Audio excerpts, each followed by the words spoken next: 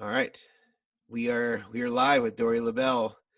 Dory, thank you for agreeing to come on with me. I don't see a lot of content of you being interviewed, so I'm happy that you chose me as one of the few that you were willing to speak to about the Yeah. safety of equipment and gear and your career Mm. and all that. You, it's funny.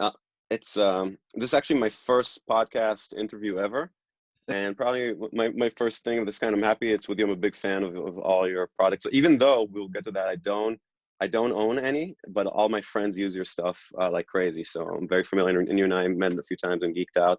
Yeah. Corey Wong's show, but it's not. It's funny. I don't do a lot of interviews, not because I'm actually also, I'm friends, with a lot of the guitar magazine editors and different podcasts that I love. That it's just a matter of time for me to do it. And the reason I haven't done it, it's not because I don't want to do it.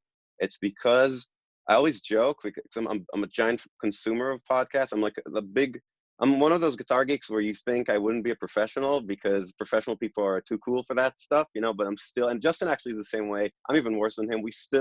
Justin Derrico was one of my best friends. We'll get to that, but a lot of professionals are still guitar geeks. I still love that stuff, and I listen to No Guitar is Safe. Jude Gold is just a brilliant guy, the most positive. We actually just started communicating, and but the reason I haven't done a lot of these things is we'll get to that later if we talk about kind of a career trajectory. Is I don't want to do it based just on the fact that I've been doing the voice and all the session stuff, even though that's very cool, but I've had on the back burner a few solo projects and band projects, and I don't want to miss out on once I kind of insert myself into that space. I don't want to miss momentum. I want to have people, something to turn people onto.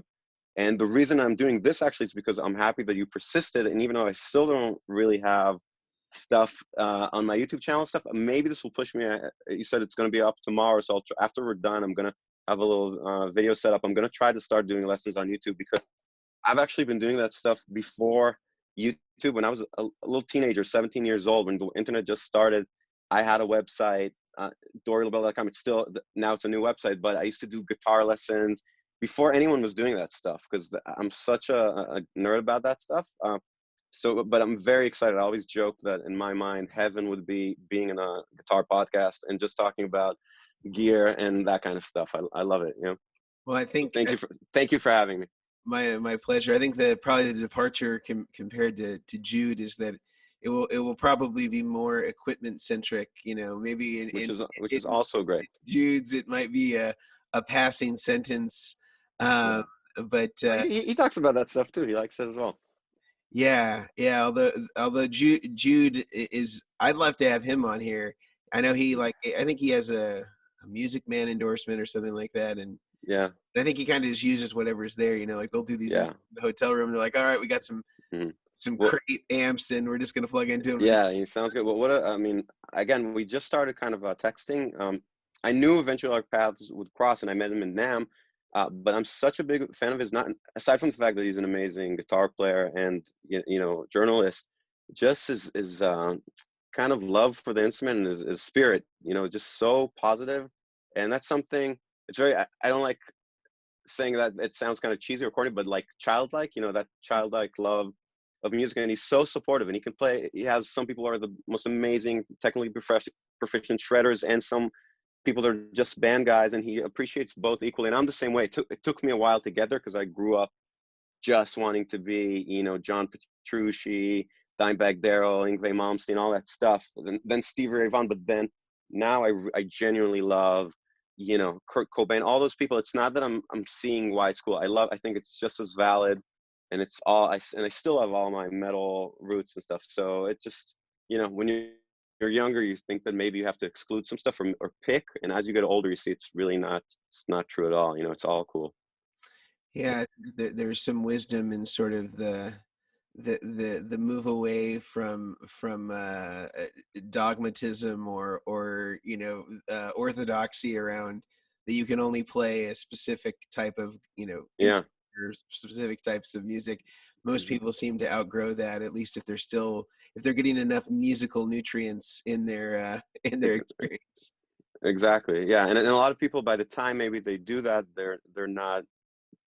I mean, they basically either they didn't pursue a professional career, or they tried and it didn't work out. So I'm in an interesting spot. We'll get to that later, but one of the cool things, a lot of my career, the different artists I've toured with, I actually got to touch on a lot of the stuff. Like I always use the metaphor that, I mean, and again, there's so much to talk about, but about generally the music business and the uncertainties, especially now with COVID. But I always think that if you imagine your life as certain bank accounts or piggy banks that you deposit time into, basically, uh, since I was 13, I've been basically depositing into the same account that I'm drawing from now. When I was practicing Metallica stuff, literally when I was 12, 13 years old, I'm still playing all these things now. I could be on The Voice or with Backstreet Boys, or a Voice example. We played with Billy Idol. He came down and we had to do all this stuff with Steve Stevens, and I'm literally playing exactly the stuff that I learned when I was 12 years old. It's direct line that has been cut off, and I get to use it, and feed my family with it. So so I always see any time that I'm sitting with the instrument, especially you don't always know what's generating income, what's not. Because it's what I love to do anyway. So sometimes I feel guilty with my wife. Am I just messing around right now, wasting time, or am I actually working? And it's all working, because when you get called for a gig or you have to do something, you're using every single moment I spend with the guitar. I'm actually building on something that's the whole that I actually have to draw from. You never know exactly, you can't pinpoint exactly how it comes out, but it's there. Right. Mhm. Now, with Jew Gold, he's been sort of was the head at MI for a good long time. I'd imagine that was after you left there. Yeah, that was after my time. I, Who was the director when you were there? it was Beth Marlis, you Uh, know her? No. But I studied with Dan Gilbert, who's a very famous teacher there. My time at MI, I mean, do you want to, you kind of, because I love this, and I have time, and I'm excited to do this. So you kind of lead me to what you want. Yeah, Yeah, it's loose, man. I mean, we can go cool. wherever you want with it. We can, Because I'm such a connoisseur of podcasts, I usually don't like the whole coming of, like the origin story, because I feel like a lot of times it's boring and everyone has the same thing. So I can quick, but what I do love hearing about is how people got their first auditions, and that stuff is really juicy and fun. So, yeah, and I have a lot of those stories too. So and I'm more interested in like how you met Justin Derrico, yeah, yeah. and So like the other who are like the guys, because every sort of graduating class at MI mhm, invariably seems to have like maybe a group of people that mhm. all become very successful in their Yeah, respective fields. Like, yeah. other than you and Justin, who are those people? I also want to know, like, did you do any lessons with Scott Henderson? Yeah. Actually did a lot. So basically, in a nutshell, I'll skip over all the stuff of being a kid. It was a regular story. I loved, my first cassettes at the time. I just turned 40, so I'm older, but I got to, just as I was finishing high school, we had the internet and stuff. So I feel like it's a nice opportunity where I grew up without internet and all that stuff, but still with computers and everything. But I was just like kind of like a straight ahead metal kid. Metallica and Megadeth and Pantera were my gods. Then seventh grade, and then, but I also always liked kind of electronica music, but very aggressive stuff. Like the Prodigy, Nine Inch Nail, that kind of stuff. But and still to this day, I feel like ultimately my identity, my DNA is really kind of like dark, aggressive. And it's funny because that hasn't necessarily come out directly in the work I do, because I play with a lot of big pop artists who are very kind of happy music, but that aggression I still definitely translates and helps in doing my job. I'll tell you about that afterwards and remind me about the Backstreet Boys heavy metal story. All right. But with then I kind of evolved throughout high school and everything. I discovered, I remember prog metal and Dream Theater. Like again, like a lot of my friends, Matteo Sasato, him was one of the most brilliant guitar players. He's like a John Petrucci junkie, and I told John Petrucci, I met him at NAMM. I used to walk around, and it's so embarrassing, but I had a picture of him in my wallet in high school, because that I cut out of Guitar Player magazine, because I think, especially I grew up in Israel, and it's not. I thought, because Israel is a small country, that it's just because it's a small country, people don't know Dream Theater. I assumed that, or instrumental music, that kind of stuff. I assumed once I get to big America, everyone there's like millions of people that love that, and for me that was like such, you know, my secret with myself, like this is what I love. And I remember having a CD player and just listening. Greg Howe, probably Greg Howe and John Petrucci were my gods, and you know, I would just listen to instrumental music. And then I evolved, and you know, kind of the usual path, you know, Stevie Ray Vaughan, then Albert King, Albert Collins, then major Stevie Wonder phase, and Dr. Dre, and then Smiths and all stuff. So I kind of covered. I liked a lot of stuff, and then when I moved to the States, when I was 23, and I was actually enrolled to go to college for computer science and psychology. I totally didn't think that music is a viable career choice. And even though I was I was working professionally in Israel with amazing musicians, that I was by far the worst one and the youngest one there. But I got some cover gig with people that are very, very famous. Actually, just you know the movie Zohan. You don't mess with the Zohan. Yeah, yeah. So I actually just now I'm watching it as I'm working out, and like I watch it because I do it in 30-minute increments. I don't watch a lot of TV, but that's my time, you know, when I work out. And the opening song is like a hip hop Israeli band. The Wasn't Shlomo? no, no, but they're called like basically the Serpent in Dag Nachash. So they're the most famous Israeli hip hop band, and Israel, because it's a smaller market, even though those guys, if they were here, there would be multi-millionaires. There were celebrities there, like the most famous people, but they also had a cover band that I got to play guitar in with those guys, you know. So that was my first gig. And again, I didn't know what I was doing. I was just, you know, hanging on for dear life, but it was okay enough, you know. Um, but anyway, but then I just didn't think, and I remember they're all talking about how it's hard to make a living in Israel, blah blah blah, and so I just said, you know, it's not for me. It's not even a career choice, but I'll go to MI for 1 year before I start actual school, and like, you know, for psychology and science. Then I came to the States, and similar story to what Justin Derrico was saying. So I'm looking at the mic. I also tested out, and actually, unlike Justin is a much more kind of schooled player than I am. He kind of really, you know, he does way more. He does a lot of jazz. He's amazing, and I don't play jazz at all, you know. And he came up from the bluegrass stuff. I really was more of kind of like a roots rock, you know, metal, blues, funk, R&B, that kind of stuff. I always really was interested in production, that kind of thing. And so I really put a lot of emphasis on the technical aspect and playing very difficult things and really studying the history of music, but not as much going deep into jazz and that kind of stuff. It just never really pulled me, you know? Yeah. And so when I came to MI, I had no idea. It was my first time to actually be in a music school. I had no idea what I know or what I don't know, but I was still able to test out basically out of the whole program, not just you know, it's in levels. It's level 1 and 2 is a year. Then you graduate the school. Then you can come back for the professional program, which is level 3. And I tested basically out of every single thing except of I think music. And I couldn't read. I'm still a terrible reader, but somehow I was able to. I knew enough of the concepts to do the math in my head. You know, when they asked me what are the exact notes in the F sharp diminished scale, so I would just go, you know, imagine the fretboard and do it, and test it out of the whole thing. I'll fast forward a little bit anyway, but it's still, so basically what it came to is I was still enrolled to the school, but it has what's called open counseling, which you can basically walk around from room to room, and you have amazing teachers just teaching there, and you can pick a la carte whatever you want. That's in addition to the actual core curriculum. So because I actually tested out of the core curriculum, that's all I did for 6 months, morning to night.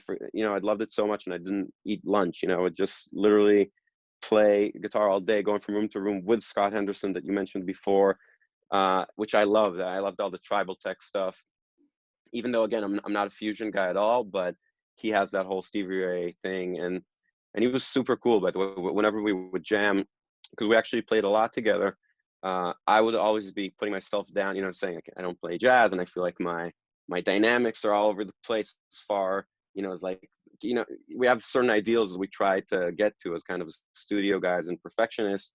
So I was like, man, it should be more even, my dynamics. And he said, no, I love it when it's like that. I remember that really stuck with me because he likes it to be more raw, you know, and we got to play a bunch. And he's also the biggest takeaway from him is the most humble, sweet guy. Like most players, you know, if you talk to almost all my friends, if you see us talking about how we play, it's always, oh man, I suck. I play like shit. I need to practice. It sounds horrible. And it's not just putting on an act. I feel like there's a certain quality of, if you're able, what separates a lot of good players from, or bad players from really, really good players, is being able to listen to something and hearing what it is all the way through. So for instance, if I'm listening to Stevie Ray Vaughan, as I get older, I get how great he is even more, you know, the nuances of his time, or Gary Moore, all those players. And you try to get close to that, you know, or Brian May or David Gilmour, all those players, or even Dimebag. Just basically, the more you revisit stuff, you want to sound like them, but you're not satisfied with being kind of close. You really want it to sound like them. I feel like that's a quality that a lot of good players have. And for me, since I was a kid, I wouldn't be like, oh, cool, I can play this riff, Metallica riff. It sounds good. I said, why? It has to sound exactly as good as James Hetfield, which of course it didn't, and because that guy is one of the best rhythm guitar players. But still, to this day, when I try to learn something, I don't say, well, obviously, you know, that's Jimi Hendrix, so he's way better than me, so obviously I'm not going to sound like that. I know that's the case, and I'm not going to sound like him, but I still try, you know, because I know at the end of the day, those people were human beings. So I always try to make it sound as good, you know. And with Scott Henderson, even though he's one of the best guitar players in the world, he would always be, oh man, I suck, dude. He had a list of things he was working on, and that humility, you know. We had Ted Green, was a famous jazz teacher, legendary. He came to talk at MI when I was there, and I remember Scott was sitting cross-legged in the front, you know, on the floor at his feet in front of all the students, just taking notes and stuff. So that was a really cool thing to see, and it just kind of confirmed what I already knew and know even now after 17 years in the industry, you know, that the people that are most successful are the nicest people, the most humble. There are a few exceptions, because you need to have a little bit of ego to play kind of aggressively and stuff. So it's a combination, you know, it's a combination of being proud, you know, sometimes being happy with your playing, having a little bit of cockiness to come off as confident, but also being humble enough to push yourself, you know, and keep practicing. So when you landed in the US from Israel and you're at MI, did you have a rig at that point, or was it just? Yeah, it's actually, uh, I've always been super into gear, and I was always very, even to this day, there's some, I always, again, I'm kind of like a, you know, it's what I said before. I'm always really hard on myself, and there's some weird things that I do, some funny choices that I still don't know why I'm doing it, and uh, and I've managed to make them work. I see the cute dog behind you, but what I've always, the main thing, and that goes back from the time I was a kid all the way to now. I've never really been able to not been able to. I've never used amp distortion much in live settings. I use it all the time in the studio. Everything I use is always the purest as possible. I can get into my recording chain soon, but it's just cranked amps, you know, Silvertones and Marshalls and Bad Cats and all that stuff. But for live, I don't know if it's because maybe I grew up in Israel, but like a lot of people, out of the cover gigs we did, you know, there wasn't a lot of gear, so it didn't really make sense to have a double, you know, 2-channel tube amp, and especially Israel gear is way more expensive. You know, everything costs at least double what it does here, because you have to pay the taxes. What is it called? Never mind. You know, like the kind of import taxes for that. So everything is more expensive. So I just had, my rig was like a little Marshall solid state thing, valve state, you know. But I always relied, since I was really young, on overdrive pedals, and really try to get good ones. And I was never super happy with them. I knew they don't sound as good as the real thing, but I've been able to make them work, you know. And a lot of times, because my context was always not just what I'm playing, but how is it sitting in a mix and what is the audience perceiving, then a lot of those differences kind of become less obvious, you know. So of course, a real amp is going to sound a million times better and going to feel a lot better. But if you're playing parts, and it's going through a mic, and it's going through the mix, and it's going through the PA, at the end of the day, often for me, I've felt like it actually, the versatility of having different pedals was actually more than compensated for not having the amp do the distortion. So my setup was always, when I was young, and this actually carried me through a lot through my career here, I would always have a few analog overdrive pedals, different ones. Some of them, we'll get to that also, but Justin talked about it, and I actually got him to use the OD3, the Boss OD3. And I remember my parents they would go on trips to New York or something, and I would send them to Sam Ash every time and ask for a pedal, so they came back and I got the BD2, the Blues Driver Boss, the blue one, and the orange OD3. Huh. And I just kind of stumbled onto it. It was just lucky, but people don't realize how amazing that pedal is, because it's not like the SD, all the Boss Tube Screamer cloney ones. It's a much more high tech design. So, like, I mean, you'll be able to know the specifics, but I think it's a higher current pedal. It's basically more of an emulation of an amp, Mhm. and it's a lot more hi-fi. Kind of has a full frequency. So I had that, and I had Tube Screamer and stuff, and then I would always go into a big multi-effect processor. I'm checking the mic. So at the time in Israel, I had the Boss GT6. Do you remember that one? Yep. I do. Um, so basically, I would have that be either in presets, or it actually had a little. You can program one of the pedals to switch from preset mode to stomp box mode. Mhm. So depending on the gig, I was in a YouTube tribute band. I remember it actually sounded really good, and I would program exact presets for each thing. So all my gain, and I had an envelope filter, Guiatone Wow Rocker, which is a great one, the WR2. I Purple. had, yeah, exactly. I had super fun. Where is it? It's somewhere. Actually, just, oh, here, you see, this is just for fun. I did a little for my studio, like a little fuzz thing that's not in a loop that I can just go into. Right. So it's this guy actually. I've had it since I was a kid. It's a great fuzz. So I had that, the Blues Driver, and Tube Screamer, and the OD3 going into the Boss GT6, and it was great because I had all my analog distortions and all anything that I want to do the most elaborate reverb and delay and modulation. I just had that there, and to me, and it was it wasn't a very common thing to see. You still don't see, or if you see someone using that, it's kind of looked down on, because having a multi-effect floor processor is the farthest from anything boutiquey, but it really did work. But that Boss at the time, I felt like it did compromise the tone a little bit, the conversion and everything. Right.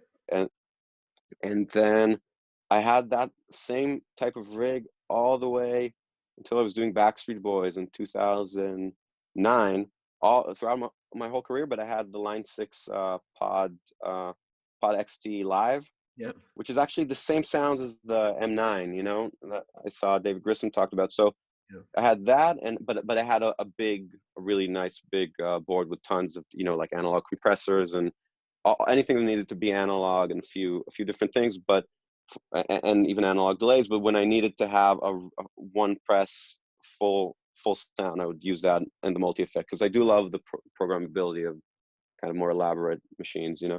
Yeah. But, So when how long were you at MI in total? so it was around 6 months, but then I completely finished everything, even the reading class that I needed to do.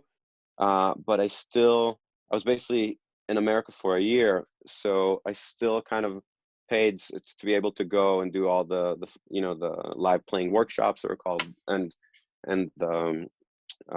just basically the one-on-one lessons. Basically, you can just kind of go. It's like a buffet, and you can do it as much as you want. Because I really had nothing to do here. I was staying with my uncle, so I wasn't paying rent. I have my mom's brother. Always, since I was a little kid, he always said, once you finish high school, come, or before you go to college, come stay with me for a year in LA. And when I'd come to visit, he'd let me use his car and stuff. So it was awesome. So I just basically had no worries. I just had my guitar, and it was at MI. And actually, I met Justin. We actually didn't go at the same time. Mm. There was a guy, an amazing teacher that Justin still talks a lot about and studies with, Jean-Marc Belkadi. Have you heard of him? Mm-hmm. Yep. And he did an episode in No Guitar is Safe. So he was my teacher as well.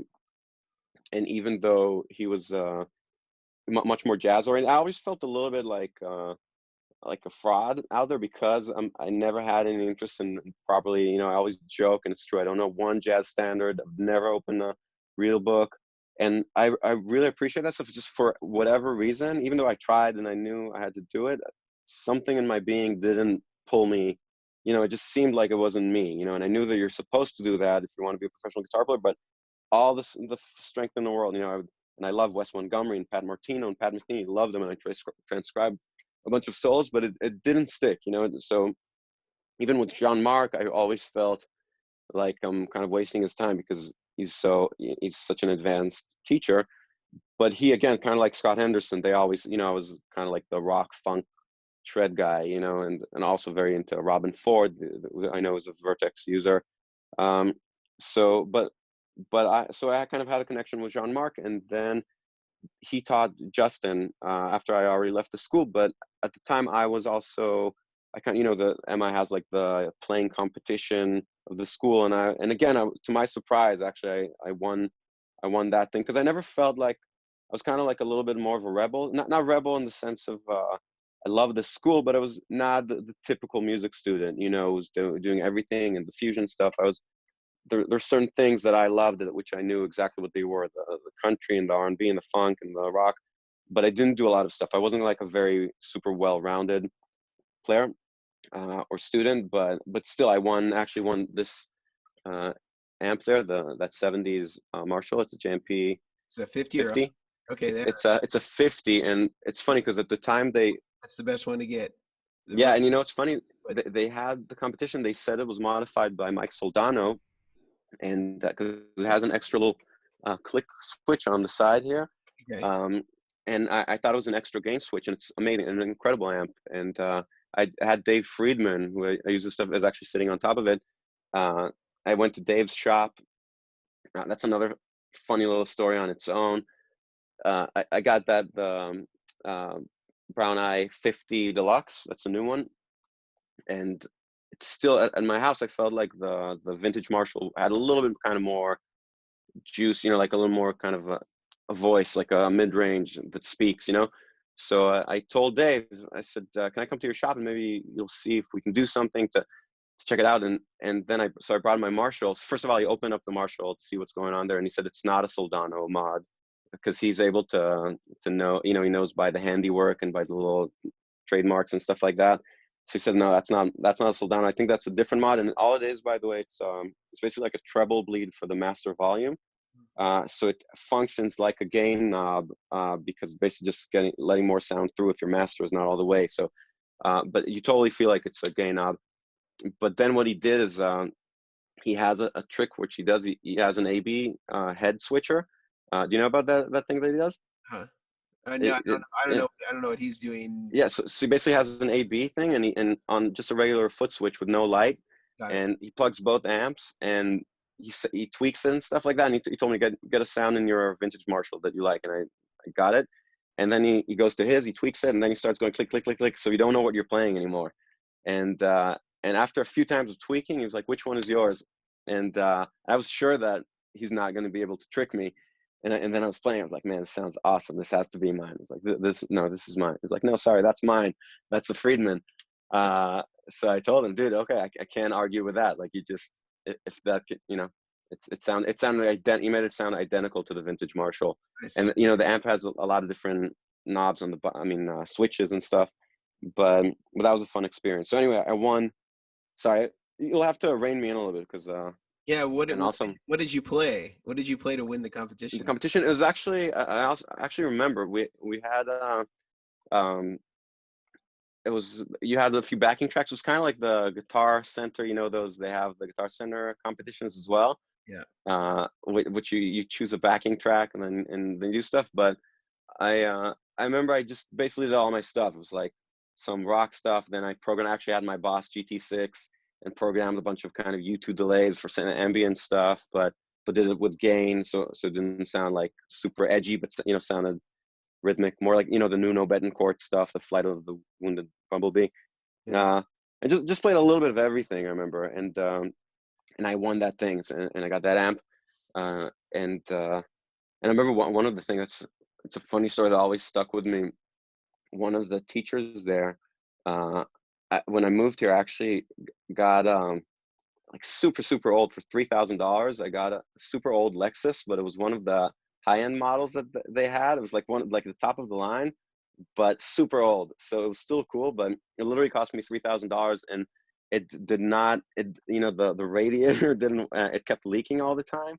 So it was a horrible car, but it looked like a Lexus. And I remember one of the teachers, he told me, I had a friend there, Manu, and a guy who was really cool, and he said, he thinks you're really rich because you're driving a Lexus. So I was like, that Lexus costs $3,000.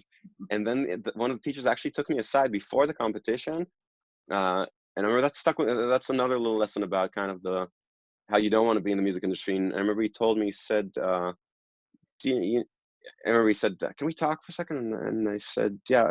And then he said, never mind." I said, "What? Tell me." He said, "I know you can probably win. You can win that amp in the competition, but do you really need that amp? Maybe there are kids in the school that need it more." And it's because it's the same guy that my friend told me that he thought I was rich because of that cheap Lexus. Right. And it's funny because that Lexus literally all the time we would stop on the 101 with a water bottle to fill the radiator. Mhm. And even when I had my first audition, or one of the first with Barry Squire that Justin mentioned, Yeah. I remember I had to park far away because I was so embarrassed that it would not start or overheat in front of where the artist was coming out of. And so, but it's funny that car made it look like I was somewhat successful, but it was completely broke. But anyway, but then so I told him, I was like, I really need that amplifier. Yes, I want to win that competition, and I got the amp. But then afterwards, Justin, by the way, the Jean-Marc has the funniest story, which is not true, but he actually tells that story all the time. He says, is this going to be censored, or can we use swear words a little bit? No, you can use them. Yeah. Yeah, because he said, because I think I won the competition, and I genuinely said at the end, I remember they said the winner is Dory, blah blah blah, and I got to pick. They had this amp, they have another modified Fender vintage one. They just had 2 amps in school, so they're giving them to the winner. And I said, I just want to say everyone, and I wasn't being like, I wasn't making it up. I just felt weird, that kind of icky, the whole idea of a music competition. And I said, it's weird to compete for music. Everyone was so awesome, blah blah blah.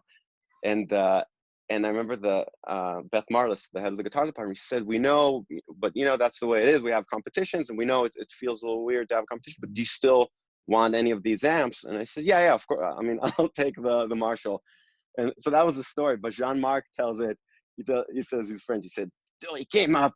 He was shredding. He was tapping. He was playing all over. He was throwing it. And then he finished, and they said, 'You win.' And he told them, 'Fuck you.'" He said, "Fuck you and your competition." And then he said, "I take the Marshall." And I told him, so I wish that would be funny, but it's totally not what happened. But he always tells that story to students after the fact. Yeah, I think But it sounds more flamboyant. That's for sure. yeah. But I think in his mind, that's what he was saying. But yeah, but it totally wasn't for me. I was just surprised. I mean, the whole time, it's called imposter syndrome the whole time, and a lot of people talk about that. And in the music world, you never. Some people maybe do. Some people that are mega schooled and have done a lot of stuff, but it's such an infinite thing to learn how to be a player and musician. I'm 40 now, and I'm way farther than I realize how far I am from reaching my goals. I'm not even trying to do it. When I was young, I thought, oh, I'll get to a point where I know everything I need to know.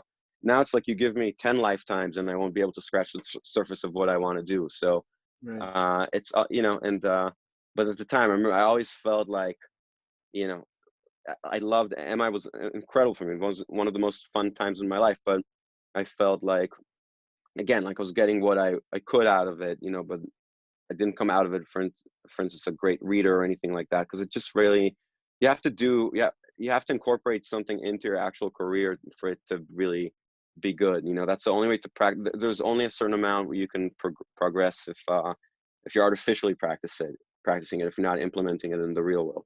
But Yeah. anyway, but Jean-Marc, the guy, I said I won't talk about it a lot, but now it's long. I'll try to cut it super short. So Jean-Marc told me, he taught Justin afterwards, and Justin was definitely the dude, the best player in his class by far. And but he was like in everything, like also jazz player and everything.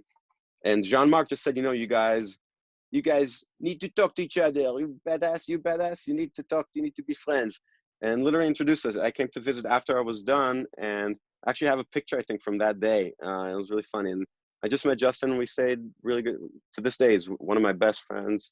And he talked about how, like the first audition he Yeah.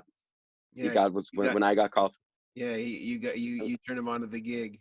Yeah, which was funny because I was not even close to getting that gig. Like he was already basically the as cool as he is now. You know, he looked great, you know, and he was like a Virginia cowboy with all his stuff together. I was super. Did he still have did he have his tattoos back then? Because that definitely No, sold it. He didn't have he didn't have the tattoos, but he had long blonde hair, you know, and cowboy boots, and it was really who he is. And I was, and he had also kind of his gear was more put together. For me, I was very much kind of like the Israeli guy from, you know, like worst, worst clothing and style in history. Then I'm lucky that I got my first gig, and the guy I got the gig with, Jesse McCartney. We can talk about that, but he still teases me for how I looked in the auditions, what I was wearing, because I knew nothing about any of that stuff style. I still don't know that much, but I know that the simpler and just wear a black t-shirt and good jeans and nothing, so you don't offend anyone. But with Justin, I remember I came in and I had like a little board that I cut from Home Depot with Velcro, and it was like super not pro at all, you know. So it wasn't even like Justin got the gig instead of me, you know. It was obvious. It was very obvious to me that I didn't get it. But quickly after that, I got through the same guy, Barry Squire, actually got a gig with the artist I mentioned, Jesse McCartney, and that was for a musical director gig, which I didn't know what a musical director does.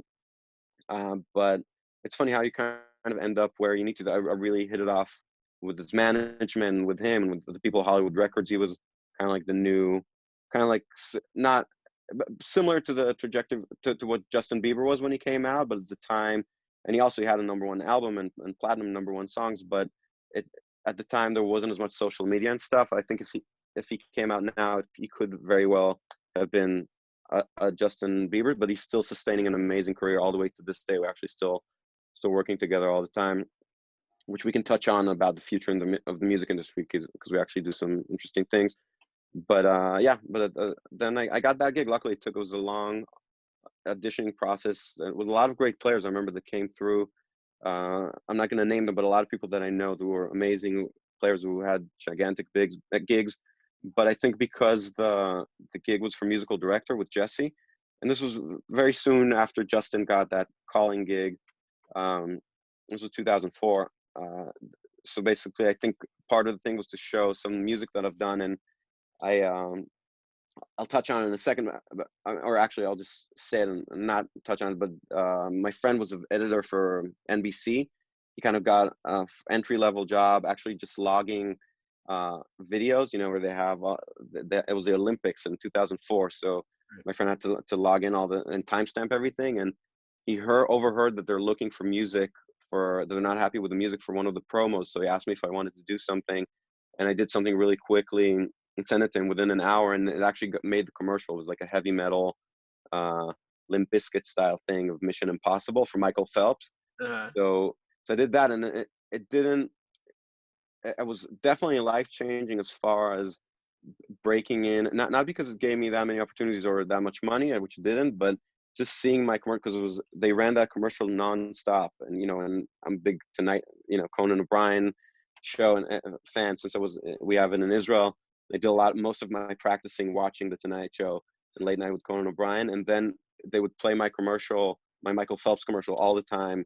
This was when I was basically just out of MI, and I remember that's when I decided. When I saw that, I just told my parents that I'm not coming back to study psychology and computer science. I'm going to push it 1 year, because it seemed all of a sudden like very real. Like I could, it's hard to gauge if you have any shot in music because you don't know how good you need to be or if you're good enough.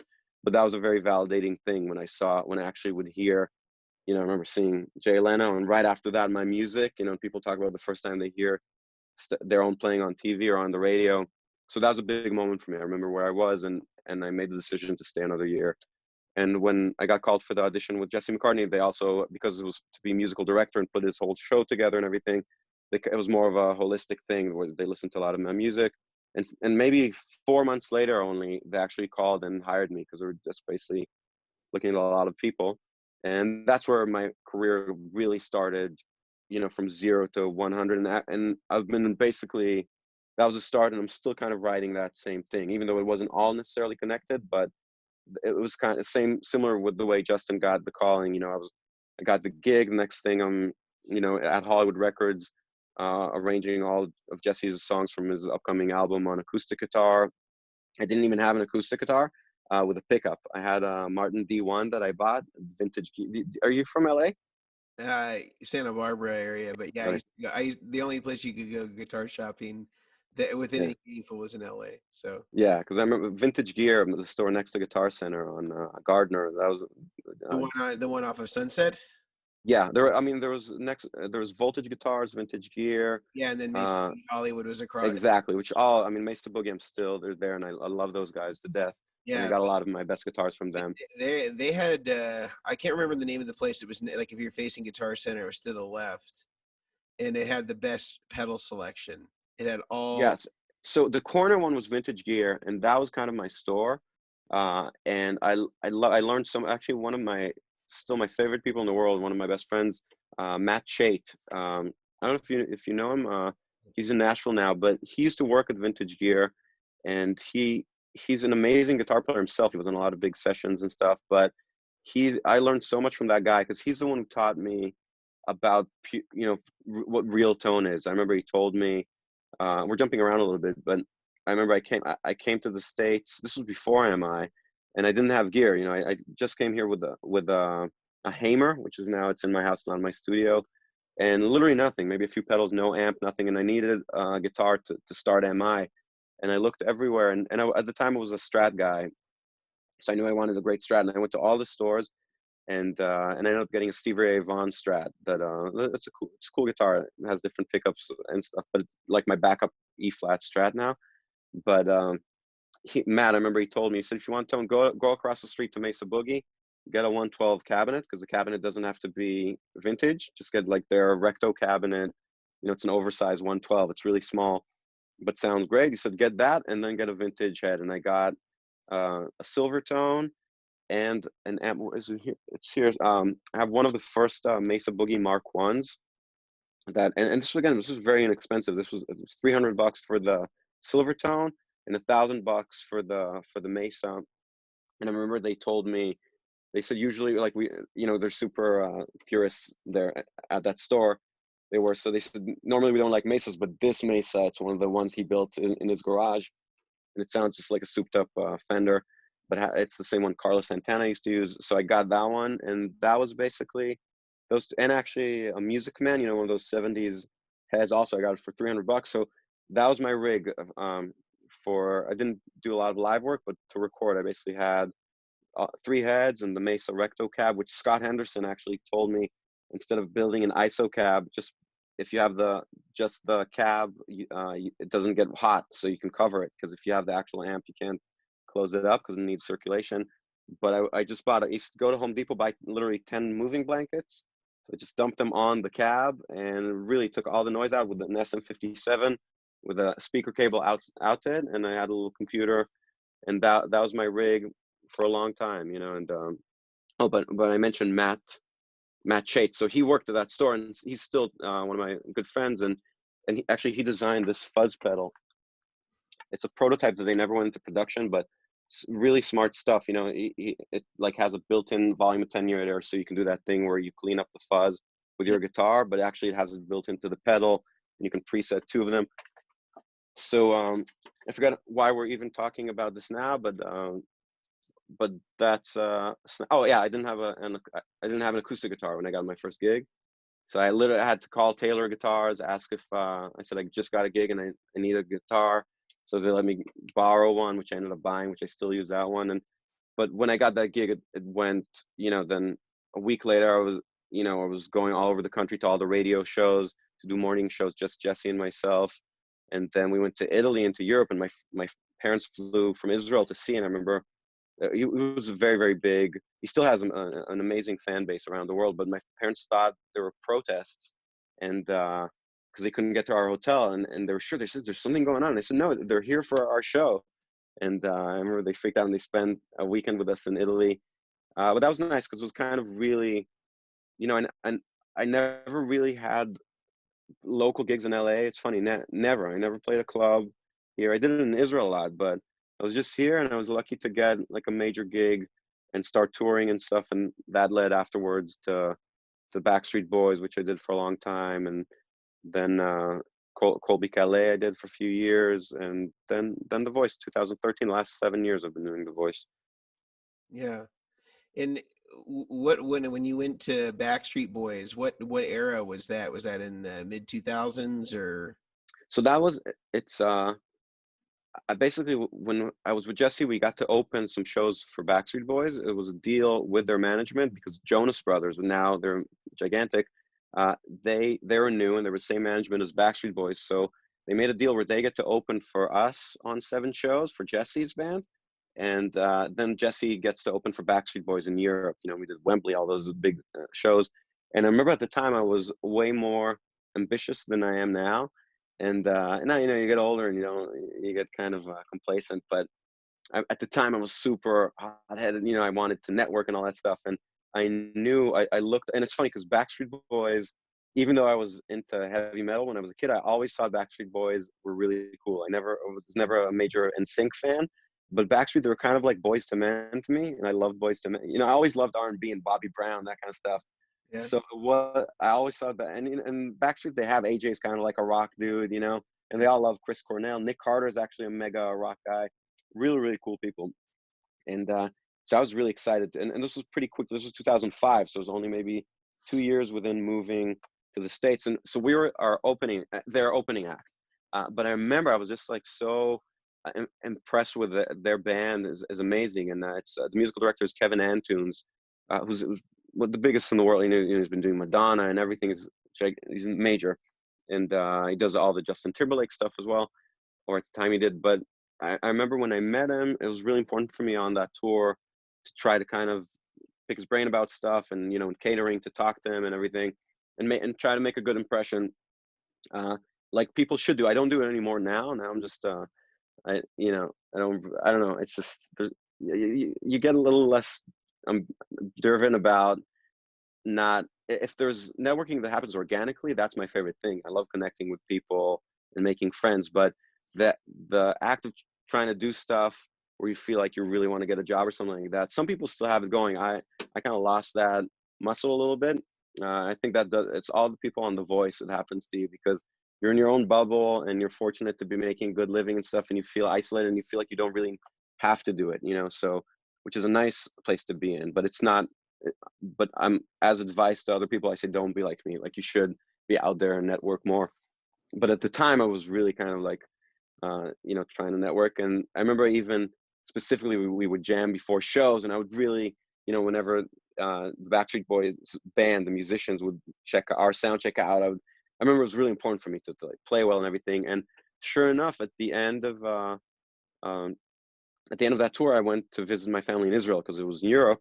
And then I got a call if I could sub on 1 or 2 shows, maybe one show, for Backstreet Boys. Not too long after that, because they did a really sweet thing. They did a surprise birthday party for their guitar player, Skip, who's a very famous funk guitar player. And they told him that a gig was canceled so he can be with his family for his birthday. But they didn't want him to feel like he's losing a gig or anything, which he didn't. It felt weird to kind of surprise someone by, you know, covering him for a gig that he didn't ask you to, but they're like a family, that band. So they asked me if I could do that, and I flew in for one show with Backstreet Boys, and no rehearsals, nothing. It was Razorback Stadium, I think, something crazy. It was like 40,000 people, and I learned the whole show. And I remember there was one moment where there's a song, Incomplete, where like it's kind of a ballad, and then it goes into a big rock thing, and I hit it as hard as, you know, basically like full gain, like metal. And I remember all 4 of them turned around. They were sitting on stools at the time, and turned around like, what happened? But they're really happy about it.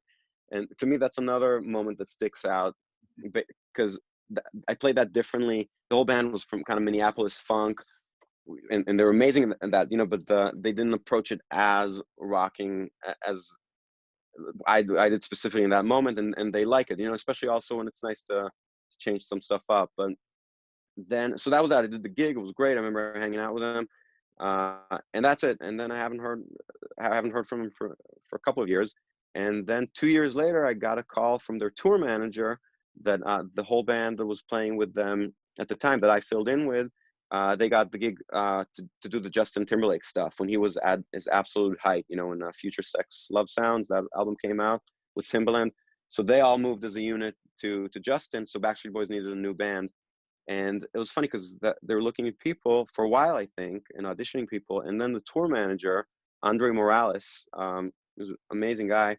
Uh, he he said, remember that guy that filled in that one show that you got to do a few years ago? What about him? And because they're scrambling for people, and I got a call out of the blue, and he said, hey, you know, I think do you want to come audition for Backstreet? And I said, yeah, of course. And so I came in, and again, it was a similar thing to Jesse, where I auditioned and I haven't heard back from them in a while, and I was sure that I'm not getting that I didn't get that gig. And then I got called to do something else with Nicole Scherzinger, you know, from the Pussycat Dolls. Mhm. And I forget how that came about, but because it's actually, I haven't done a million auditions in my life. I did a few, and, you know, a few I didn't get, and the few that I have gotten sustained me through probably, you know, almost 20 years of a career. But I wasn't super in the scene of getting called for tons of auditions. But uh, so I got a call to play with Nicole from the Pussycat Dolls, and I was about to start rehearsals the next day, and then I get a call from Backstreet. Hey, you're in the band. You need to, you can start. And I was already obligated for Nicole, and I remember actually a person who saved my butt twice is my friend Brian Siono, who's an amazing bass player. He did Backstreet with me, and he's been doing now stuff working on The Masked Singer, and he's been musical director for Jennifer Lopez. I don't know if you know him. He's a great. You can interview him too. He's an amazing bass player and producer and mixer. But he told me, I said, what am I supposed to do? Because I just got called to do Backstreet, and I'm not gonna stand like there's a band, Nicole's band is waiting for me. So he told him, get Tim Stewart to do it, which you know Tim. And at the time, I didn't know Tim Stewart. I didn't know who he was, but I was really close friends with Bryant, and Bryant's very, very close with Tim. And this was 2007, and I said, who's Tim Stewart? And I Googled Tim Stewart, and I saw some videos of him, and I said, holy shit, this is the best guitar player in the world. He was amazing. He has some clips with Chris Dave, played with D'Angelo, you know, old church clips, and it just blew my mind. And I called the musical director of Nicole, and I remember he was very upset because he didn't know me well. I was just recommended, and I said, hey, listen, I'm so sorry. I just got called to do the Backstreet Boys tour. And he said, but you already said you can do this. And I said, you know, right, but listen, Tim Stewart can do the gig, because I called him before. And I remember Rob was like, Tim can do it. Tim Stewart can do it. Okay, that's fine. We're all good, man. Just have Tim call me. Cool, we're good. No worries. And then he was happy. So Tim saved my ass, and Tim did the Nicole Scherzinger thing. Nice. And but he was so good that just mentioning his name put the musical director, you know, at ease. And then actually I got to work a little bit with Rob Lewis, the musical director. We were cool. We worked together on other stuff. But anyway, that's how I got Backstreet. I started that, and then that was 2007, and I did that for a long time. You know, it was the major tour, 2007, 8, 9, and then I still worked with them in like 2012 and stuff. But that was probably the most like we did all these Madison Square Garden, all these big venues, and it was only a 4-piece, so I was the only guitar player there. And if you want, we can actually get into the rig I had there, because Yeah, that's what I was going to ask you about next. What was the Backstreet rig? yeah. Is this, by the way, at all? Am I rambling way too much, talking too fast? This is No, I think this is good. I mean, cool. if you get out of control, I'll bring you back. Zap me, yeah. Yeah, or you can say, all the subtle. You can say, I want to make sure we have enough time. But yeah, so Backstreet. So I got the Backstreet rig, and Jesse, by the way, Jesse McCartney was the same deal. I think I used the Align 6 thing with a lot of different pedals. I had the pedal pad. Remember that thing? It was like a box that you put stuff underneath. Yep. And by the way, I've always, every single rig up to in my entire life, I always built myself. I never had anyone build a rig for me. We can talk about that too, because I just like doing that stuff, and so far it worked pretty well. But I had on Backstreet, there's so much acoustic stuff that I needed to have a guitar that has a piezo pickup to run stereo. And I remember I called Godin Guitars, which I didn't know anything about. I just knew they had those pickups. So I called them and I said, I got the Backstreet Boys gig, and I think I bought 2 guitars from them. I didn't get them for free, but it was artist cost. They just sent me 2 guitars, and I'll bring them to oh, here, I'll bring it.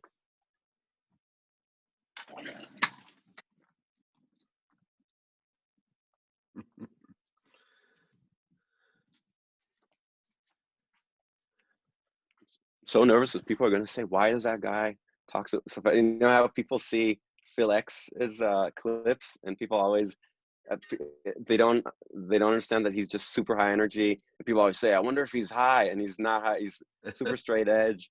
And I got, you know, I got to hang out with him a bunch of times. The most amazing guy. He's just a very energetic guy who loves music. And a lot of times people are fed these days that if you know, if you're just super into something, it must be a substance, which is not. I'm just super hyper, and my my wife is happy that I'm doing this. I don't, because if I'm not talking to you, I'm bugging her about stuff. So anyway, I got these 2 guitars. I got this one, which sadly it's blue, because I used to have just like I had terrible style with clothing, I had the same I had horrible style with gear. And I just my approach was, if it sounds cool, then that's the most important thing. And if it sounds and plays well. And then my friend, it's funny, it's not, it sounds like a name drop, but all these people that I'm mentioning were actually friends of mine before any of us had like a major gig. You know, Justin, Tim was just in his start, and then Jared Scharf, do you know Jared? Yeah, from Saturday Night Live. Yeah. So Jared, we were friends because we just had a mutual friend. Actually, through Justin, my girlfriend at the time was friends with him from Virginia. So I was going out with a girl, and she knew Jared. So in New York, we met, and we hit it off right away. And I went to see him play a solo show. This was before I was actually. I think I had the Jesse McCartney gig. He was kind of a solo artist at the time. This was years before he got SNL, and now he's a mega producer, songwriter. But super cool guy, and he recorded. I used to tour, and I gave him a key to my house, and he recorded his second record at my house. And I remember, and he told me, he turned me on actually to a lot of really cool gear stuff. But he told me, he said, "Why don't play a blue guitar? You can't play a blue guitar." And also I bought a green ESP, those ESP tellies. Yeah. And he said, "Dude, don't play it. You cannot play a green or blue guitar." And a lot of people don't get why that's true, but it's kind of, I mean, if a doubt, some people are able to make it work, but if you're kind of stylistically, visually challenged like myself, it's better to stick with basics, I think. I give that advice because a lot of people ask me all the time, people write me emails, how do you get a gig? How do you audition? And I say, just don't try to make the statement be your playing and maybe your personality. But if you're unsure what's really cool, just stick with like a sunburst or a butterscotch telly or a sunburst telly with binding or a white. Just like don't go too out there if you're unsure. If you really know how to make something work, you can play a blue guitar and make that be amazing. But it's better to just not add a variable, that you don't know what the effect is going to be. But at the time, it's funny, it was a pop gig, and Jesse actually, Jesse McCartney, he loves this guitar because he loves blue guitars, because people that are not guitar players don't have those associations, like we have to be like Jimmy Page or Slash and all those people. But anyway, so this guitar, it's really, really, really special guitar to me. It's an amazing instrument. And I just got it because I needed it for the acoustic thing, for the piezo. Right. And I didn't expect for it to be one of the best guitars. Still to this day, I have a million guitars, and it's one of the best sounding guitars ever made, I think, in the design of it, because it's built kind of like a telly. It's a 25.5 scale length. It's basically, the construction is, it's a bolt-on, so it's like a telly, but it's mahogany neck and body, ebony fingerboard, and flame maple top and mahogany body. So it's basically, the woods are exactly like a Les Paul, and like a Les Paul custom, and the construction is like a telly, and it has Seymour Duncan humbuckers that can be split, and it has a piezo thing, and it sounds incredible. It's the most versatile guitar. You can make it sound like a telly, like a Strat, and have the acoustic stuff. And for actually, it's coming back to me that I had it for some of the Jesse stuff as well, because we did acoustic things. So for most of Jesse and all of Backstreet Boys, basically the whole almost decade of my career, The only two guitars I used on every single show, and if you look at the Backstreet Boys DVD, every Jesse McCartney performance, it's this guy and the Brown twin that I just had, the two of them, and that was it. That's all I used. And I remember a lot of people, the sound guy for Backstreet Boys, Zito, Jason Zito, he does One Republic. He's amazing. And I remember he told me when he saw me come in with two guitars, he said, "Really, how are you going to do the gig just with two?" But then he was one of the biggest fans of them afterwards because they're just so versatile. And I did a few mods. Then it came with this is super geeky, but like the piezo saddles were open. It was a different brand. I think it was RMC. So I put the Ghost saddles by Graphtec, which are completely closed off, so moisture doesn't affect them.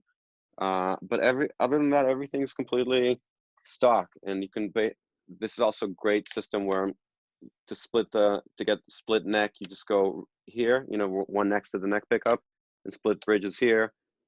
So you really can make it sound like anything, and this one sounds a little bit better than the brown one, but both of them are amazing. This is a little more aggressive and angry sounding, but it basically, you would think it's either a Les Paul or a Tele, depending on what you want it to sound. And are those made where are those made? those are made in Canada. Okay. And even things for people, if people like design and guitars, little things. Cause I spent so many hours, like years of my life with these guitars, and I remember. Sorry, I'm checking the mic. Just like practicing back of venues and everything, but different cool things. Like, I don't know if you can see this, but you see the line here, the headstock here. Yeah. They basically anticipate where the breaking point is of a headstock, where it's the most vulnerable spot, and they cut the head and they flip it over and they glue it there for the grain to fight against itself, to reinforce this section. And they have, sometimes the bridge is not grounded, you have to touch the bridge. So there's a thing here they have, like under this little plate here, they have a cable, a little wire that goes to make sure the bridge is grounded as well. Like little nuances that I keep discovering when I have to open it up.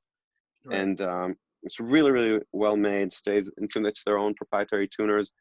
And yeah, so I love it to death. And I don't now, because it's kind of less, especially the blue one, it's less kind of my style. But I have the blue and the brown one, and after that, I kept rediscovering that, and I used the brown one on the voice as well. But I kept rediscovering that guitar and keep coming back to it. So I wanted to get another one, another Sunburst one, and I'm really friendly with Godin. Since then I've gotten a few guitars from them and everything, and I performed for them at NAMM. But we had a thing where I tried to get a third one, and I have a picture, I think, on my Instagram. They literally send me, I think, 5 or 6 of the exact same tobacco one. Or I think right there, I think I may have lost the headphones. Can you say something? Can you hear me? Oh yeah, I can. So there was a point where I had like 7 or 8 of these guitars in my studio, and I would do a playlist and record each one of them, and go back and forth to find one that sounded close to the 2 that I have. And there was one that I thought was great, and then I used it on the voice, and then I listened back on TV at home to broadcast, and I felt like it wasn't cutting through the mix. So I had them send another one, and then got that one. But they changed the design of the necks. So I had them made me a custom neck, which is even a little thicker than I like really big necks, kind of like 59 Les Paul and up. If you know about thicknesses, Yeah, sure. like like so 0.90 is the one I have. Like I think 59 is 860, 86. So anyway, the third one that I have sounds a little different, but it's actually the best playing guitar that I own, because it's a custom neck that they made me. And for fly gigs, which I still do a lot of with Jesse McCartney. That's the only guitar I travel with, and it functions as a backup acoustic too. If something happens to my Taylor, I can just plug out of that. And so these guitars are really, really amazing. I know you ask about sleeper gear, Yeah. but this is really one of the best guitars They ever. are at retail?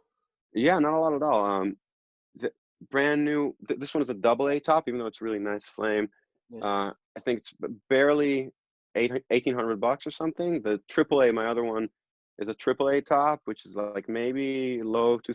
You What's can get them the used for model name called?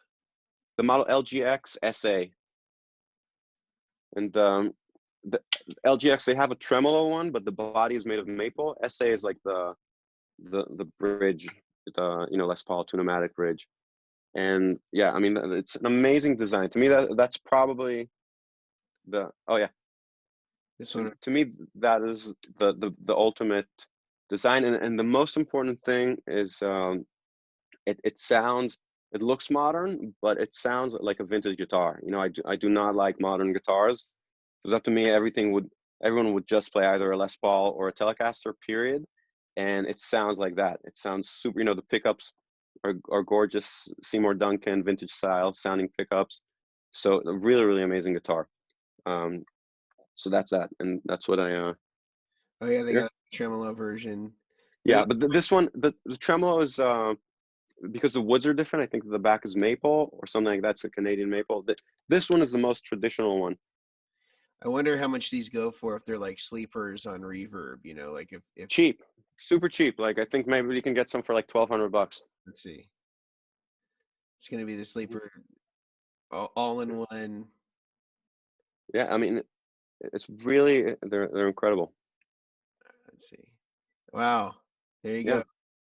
And there are a lot of them. And I remember I got to What talk year is to yours? Because this might be the same. This might be the style that's more like yours. Not the change. yeah, but the new ones, the one that I actually use the most now is a newer one. The only thing is the neck is a little thinner, which some people actually The most people prefer that. blue. Yeah. Actually, even though I'm really close with the company, I did go to a few guitar stores and stuff, because I keep feeling like the guitar that I let go, that I sent back after it didn't sound good on the voice, that maybe it could have been just the mix that day on broadcast, and then maybe I made a mistake and giving it back. So I'm so crazy that I tried to hunt for it a little, and it's funny because again I have all the guitars I need, but I have a passion for those guitars. I looked for the specific figuring of that top, and I thought I discovered it in some pawn shop, so I called them, but it was a different one. But I'm said I have 3 of them now, which sound pretty different. But the blue one I think is the best sounding one. The brown one is a little more pretty mellow sounding, but still great. And the one I use now is a little thinner, a lot brighter, but the best playing. It literally plays itself. It's amazing, and I've done so many shows with it. I actually started doing fly dates with it because I felt like it was my 3rd favorite from those, so I didn't want to get them banged up. So if I'm sending stuff in the plane, but it just then fast forward a few years later, I've done probably like 150 gigs with it as my only guitar. There were really, for me, it was a big part of my financial work during the last 4 years. And for Jesse, he's done it, kind of revived his career, that format of we have a show that's just the 2 of us. So that I really like having instruments where it's not necessarily always what you use in the studio, but you look at a guitar and you say, this guitar actually helped me feed my family, pay my mortgage. It's like a real tool that has your back, so that's definitely a guitar like that. Yeah, it's like it's like a budget-friendly Dave Grissom guitar sort of thing, where it's Exactly. Yeah. And I have a Grissom. After I saw your interview, I have a Grissom that I used on the voice, which is great too. And what color? I use it. Sorry? What color is your Grissom? It's white. White. Okay, I cool. think it's a custom color because I actually Googled it literally after I watched your interview. I was curious because I wasn't sure if it has a maple top or not. It does, because you can see the binding is just a natural. But yeah, it's really cool. These, I think, what makes them even more, even though, yeah, I guess the David Grissom. Do you know what scale it is? It's a little bit longer. I don't know if it's a Gibson scale or not. I'm not sure. Yeah, but these, because it's full on built like a Tele, and the shape is very similar. It's like, it's kind of like a Tele custom. Like people had that design where if you had just a mahogany maple Tele, you put great humbuckers. And for whatever reason, those Seymour Duncans split amazingly well. And by the way, another that will take us a little bit later, but one major thing that happened to me on the Backstreet Boys tour, tonally, that was great, is that's when I realized that you are not allowed or supposed to ever play a clean sound on a pop gig without a compressor on. Like, it's wrong, not allowed. Because I never really got why to use compressors, and I just really, because at home, you can just, if you're in the studio or if you're someone like David Grissom, who's playing organic gigs that are amazing, and you really crank the amp so you can really do control it and make it sing.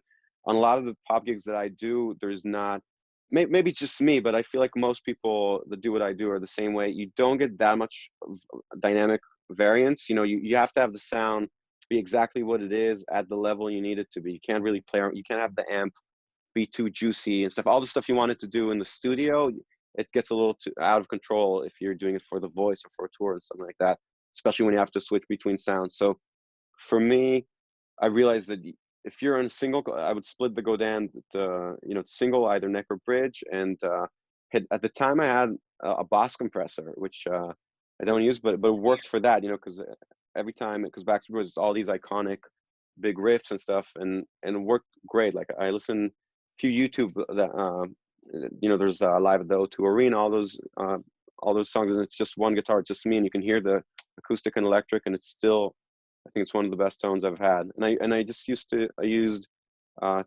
amps under the stage, a twin, which I haven't used since, I don't know why, but an AC30, one of the you know, the Vox Marshall made AC30s.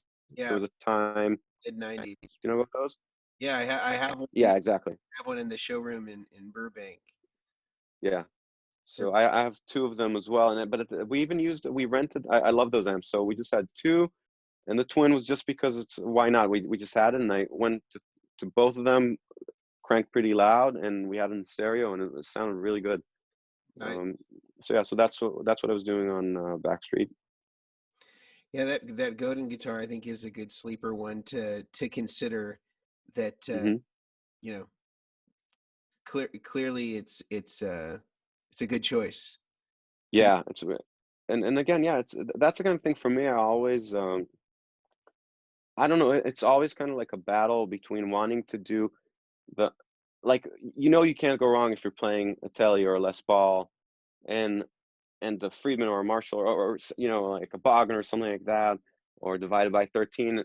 That's what all the best players use, and it always sounds great. But for something about me, even though I want to be that person, and I love those people, and actually only love those types of people, but something about me always kind of has to find a little bit more of a high tech solution or something, you know, to, like, I figured, why not have a programmable multi-effect processor? You know, if it sounds good. If I understand if it sounds horrible, but I don't want to dumb it down and just have 3 knobs controlling a digital thing. I want to be able to go and set the exact BPM of each song, especially when it's digital anyway, you know, and then I'll have all my analog distortions. I want to have a guitar that has a split coil if it sounds good, and, you know, it's not, and I want to have a flat. You told me you flanned out the radius on your Paul Reed Smith, so the Godin has, by the way, a 16-inch radius, so it's super flat and wide. It's like a very, very comfortable guitar to play, and big frets. So to me, it just makes sense, you know.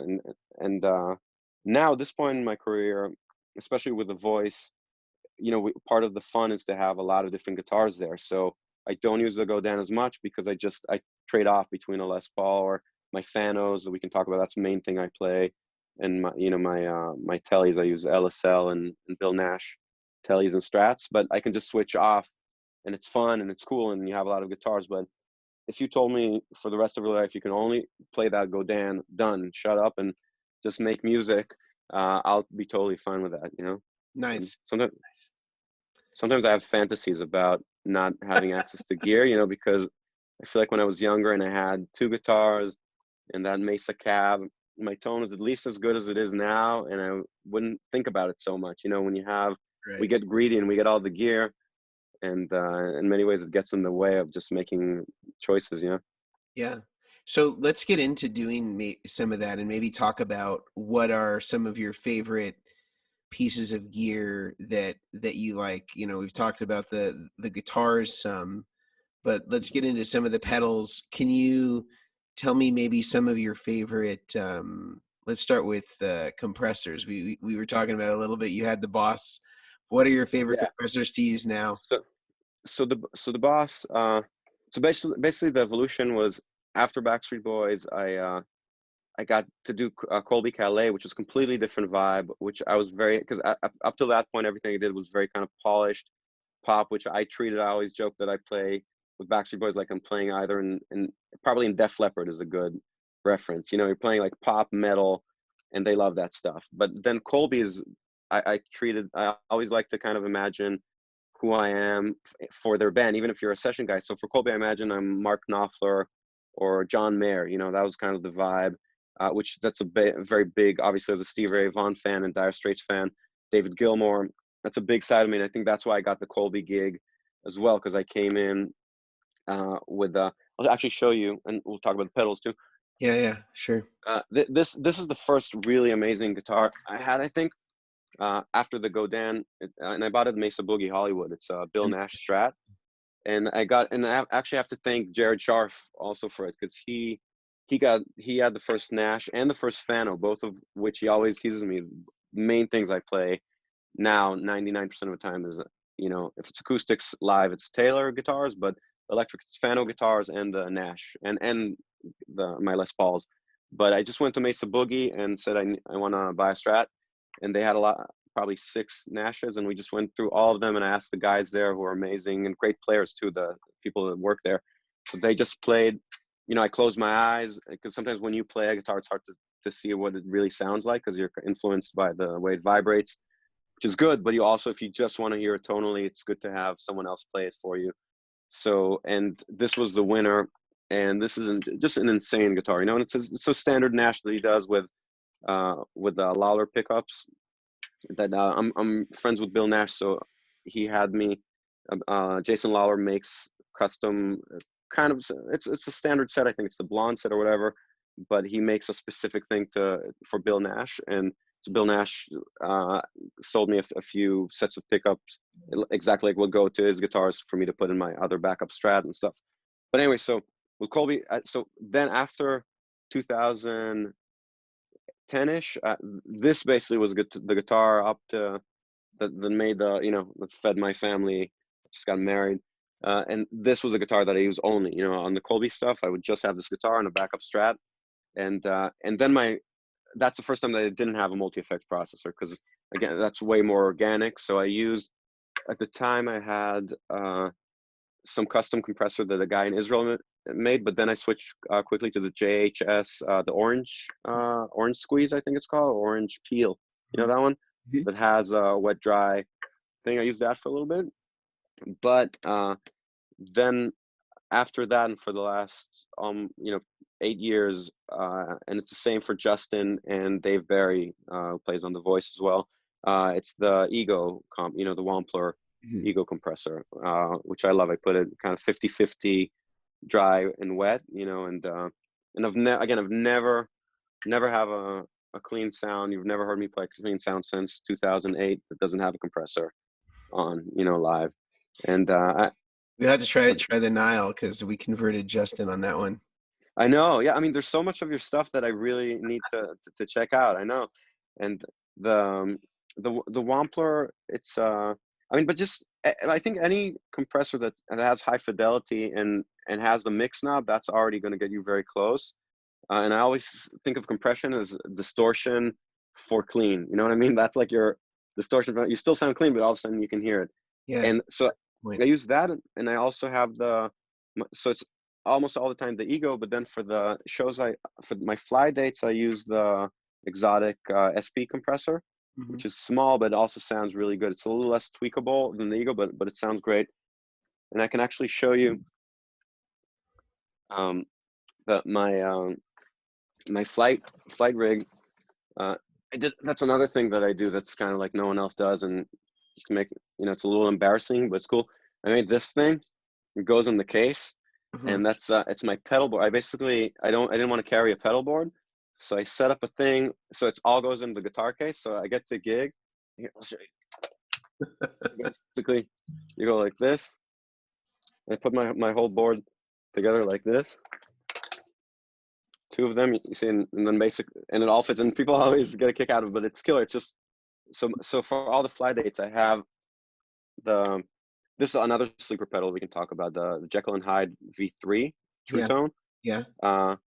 But so I go, which is 2 overdrives. So I go to the compressor, you know, Boss Tuner, SP compressor, Jekyll and Hyde, and then I have these 2 You know, it's the Digitech. I don't know if it's the same algorithms as the old hardwire stuff, It's but similar.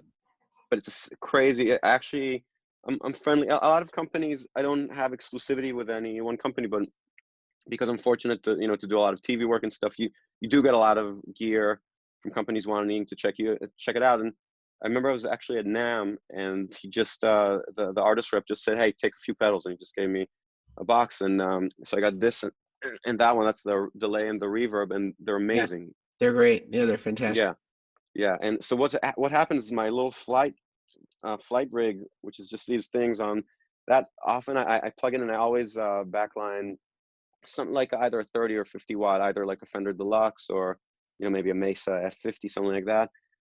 And it sounds exactly as good as all my big stuff on the Voice, you know, because just you have a few without Godin, and you have a really good compressor and a good overdrive, and the delay actually also makes a difference. And I have the mini Dunlop volume pedal, Mhm. and I'm so happy with it. You know, it sounds so immediate and punchy, even though we travel without our own sound people and everything. So that's something that I kind of, I feel like that's a really fun flight rig, you know.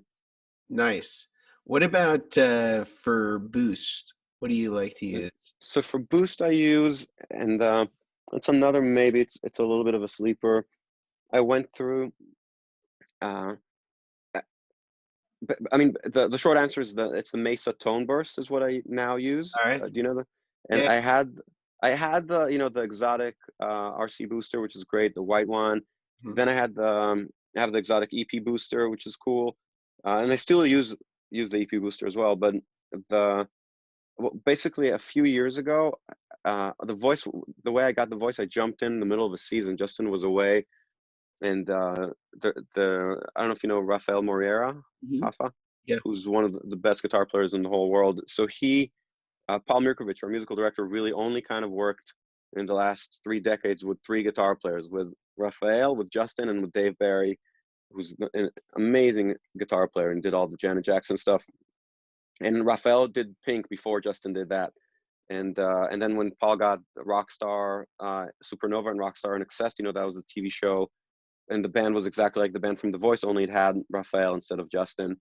And when Justin went on tour with Pink, Rafael did it for a while, but then he couldn't stay. He had to go to his family in Brazil, and so there was something where he wasn't able to finish the season. So I got called, and that was a call kind of, that was what used to, before we started. That was the life-changing call that actually did come out of the blue, Mhm. from Paul asking if I can start doing the Voice, and that was the phone call that really made my last 10 years. You know, that's been most in my 30s. That's most of what I've done, even though my job is to fill in for Justin or Dave, but it's still, I mean, Pinko's on the road so much, and then there's so much stuff going on in the show that it's really been keeping me working, you know, and making a living, even just as the kind of I always joke that I'm the third luckiest person after Justin and Dave.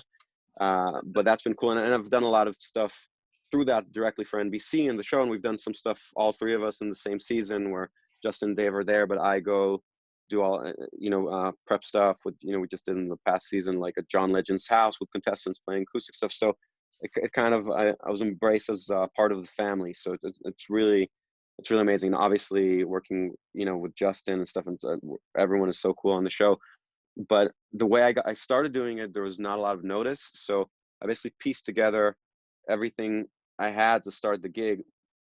And actually, it's coming back to me now. I forgot about it, but I was so terrified when I got, because it was literally to start this week. You know, and I didn't have time to prep at all. And I told myself, you idiot, you see, you don't have a proper rig. You're always using this stuff you put together. Like, this is the big league. I mean, even though, you know, with Colby Calais, I was using my British Voxes, which are amazing still, but it was specific. It wasn't the most versatile thing. It was, you know, for Backstreet. And I said, what are you going to do? You can't show up with your shitty gear, which is not shitty again, but you know what I mean? There's Justin has his mega Friedman and Bogner and all the switching stuff. So that night when I got the call, I was supposed to start the next day. I went on Craigslist and looked for divided by 13s. You know, Lyle Workman. Yeah, sure. Yeah, who's one of the most. I mean, I got to, I'm not friendly with him, but I met him a few times, and we got to email a few times. He's a super nice guy, but he's like one of the best guitar players I think alive. He's amazing, and I know he uses a divided by 13. So I said, just get a divided, and someone was selling, but the AC30 version, not the Fender version.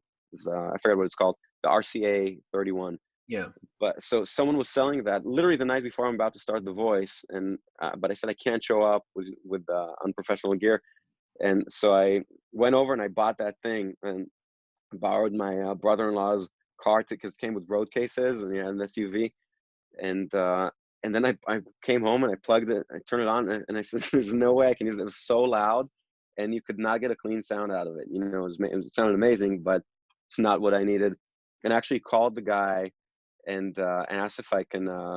It was a few days later. I said if I can if he will take it back, and he was really nice. And he went to music school too, and he knew who I was from the Backstreet Boys stuff. A lot of guys go to music school, they want to be like session guys who succeeded. So he was actually, I think he even asked me like to sign the amp, and he gave me my money back. I gave him like $300 or $200 for his trouble for taking it back. But I didn't have a proper rig. I didn't know what to use in the beginning. But then a few years ago, and that's what you do all day long, I had that experience that I said, I had some time off from The Voice, and I said, instead of really not knowing what all the variables are in my rig, I'm going to tear everything apart and really build it and take every component and really test it to really see what's going on. Because I felt like I was losing a lot of fidelity and punch and top end. Like something was not, when I was playing on my fly rig, everything was very immediate, and the voice. And again, there's a lot of X factors because you don't know exactly what's happening in the processing by the time it gets to your in-ears. Right. But I said I really want to make sure that nothing is damaging my signal in any way. And I went on a quest where every single pedal I started testing like a maniac, So it started with buffers, and I got everything, and I put buffers on loops on a true bypass switcher, and I like fed white noise to it and clicked the buffer in and out to see if it changes the tone, because some of them it'll be like as soon as you turn it on. So obviously it's changing the frequency response. And I settled on the Mesa, the high wire, that one, and Yeah, it's the only commercial buffer that I've been recommending for oh the yeah, last several nice, years. Yeah, I mean, of those that are commercially available, I think yeah. I'm it, I'm it, happy to hear. it's math, man. With buffers, it's really math. It's like if it's not hitting a certain input and output impedance, Mhm. it Yeah, doing the true job of a buffer, which is there's no change. yeah, You bring it in and out there. There's no tone change between a 10-foot cord into your amplifier. Between yeah. And I did those tests, and I'm happy to say that because I know sometimes, uh, for commercially available products, some people who build rigs and stuff, they have a hard time recommending that stuff. But for me, to my ears, that was definitely a gigantic improvement in my rig. And I have two of them. I have the smaller one in my studio, and I have the big one that has an output buffer, which I don't use. I just actually use it as an input buffer. But I had that sorted then. And you I should also, by the way, I use, buffer. sorry? You should use the output buffer. I know, yeah, but at the time it just felt like I know I planned on doing it, but it just, the way my signal is routed, it was just, I just came out of the volume pedal and it felt like robust enough by the time it came out of it. But I use the RJM switchers, the mini effect gizmos, Mhm. but they have a buffer and not a buffer as well. And I think I'm not using their buffer. I'm just using the Mesa one. But anyway, I basically did a shootout for every single component, for the compressors, for the reverbs, for the phasers, for the overdrives, and that made a gigantic difference in my sound. On all the stuff I've done on the voice last, I think 5 years now, has been way more punchy and clear and stuff like that. And so I think the stuff, what you're about to ask, is stuff that I settled on. So the Mesa Boogie, you're asking about a clean boost, the tone burst, I love it. I always have it on, and The I tone, have the the Mesa Boogie tone burst. yeah, and I just basically leave it everything at noon. And what I discovered is, and again, it's kind of stuff where you never really know. I don't know why. I think some players, if they have their sound and and that's what they do. You know, like David Grissom that you talked to. He's an amazing artist as a guitar player. So he really is so familiar with what he's doing. For me, that side of gear and playing is really just in my studio. But every time I go do a gig, you kind of have to rediscover a little bit what works and what doesn't, especially on the voice, where you don't know how it's going to translate coming out of a Panasonic, you know, like an LG TV with Right. speakers, and that's the reference we use or throughout. And and we do that all the time, especially Dave Barry and myself. If I'm doing a season with him, we're always playing, really kind of not knowing how it's going to sound. It's funny, even after doing it for almost a decade, they've been doing it for more than a decade. We play and you know, we'll talk and he tells me, I just cranked my tone knob, you know, on an overdrive or something a little bit more. Let's see what it sounds like today when we get the recordings. And then we'll text after and it's like, did you hear that part? Was it a little too bright? Was it not? Because we're always basically throwing stuff and seeing what comes out, because it's never, you don't have full control of how it's gonna turn out. And rule of thumb, that's something of an advice.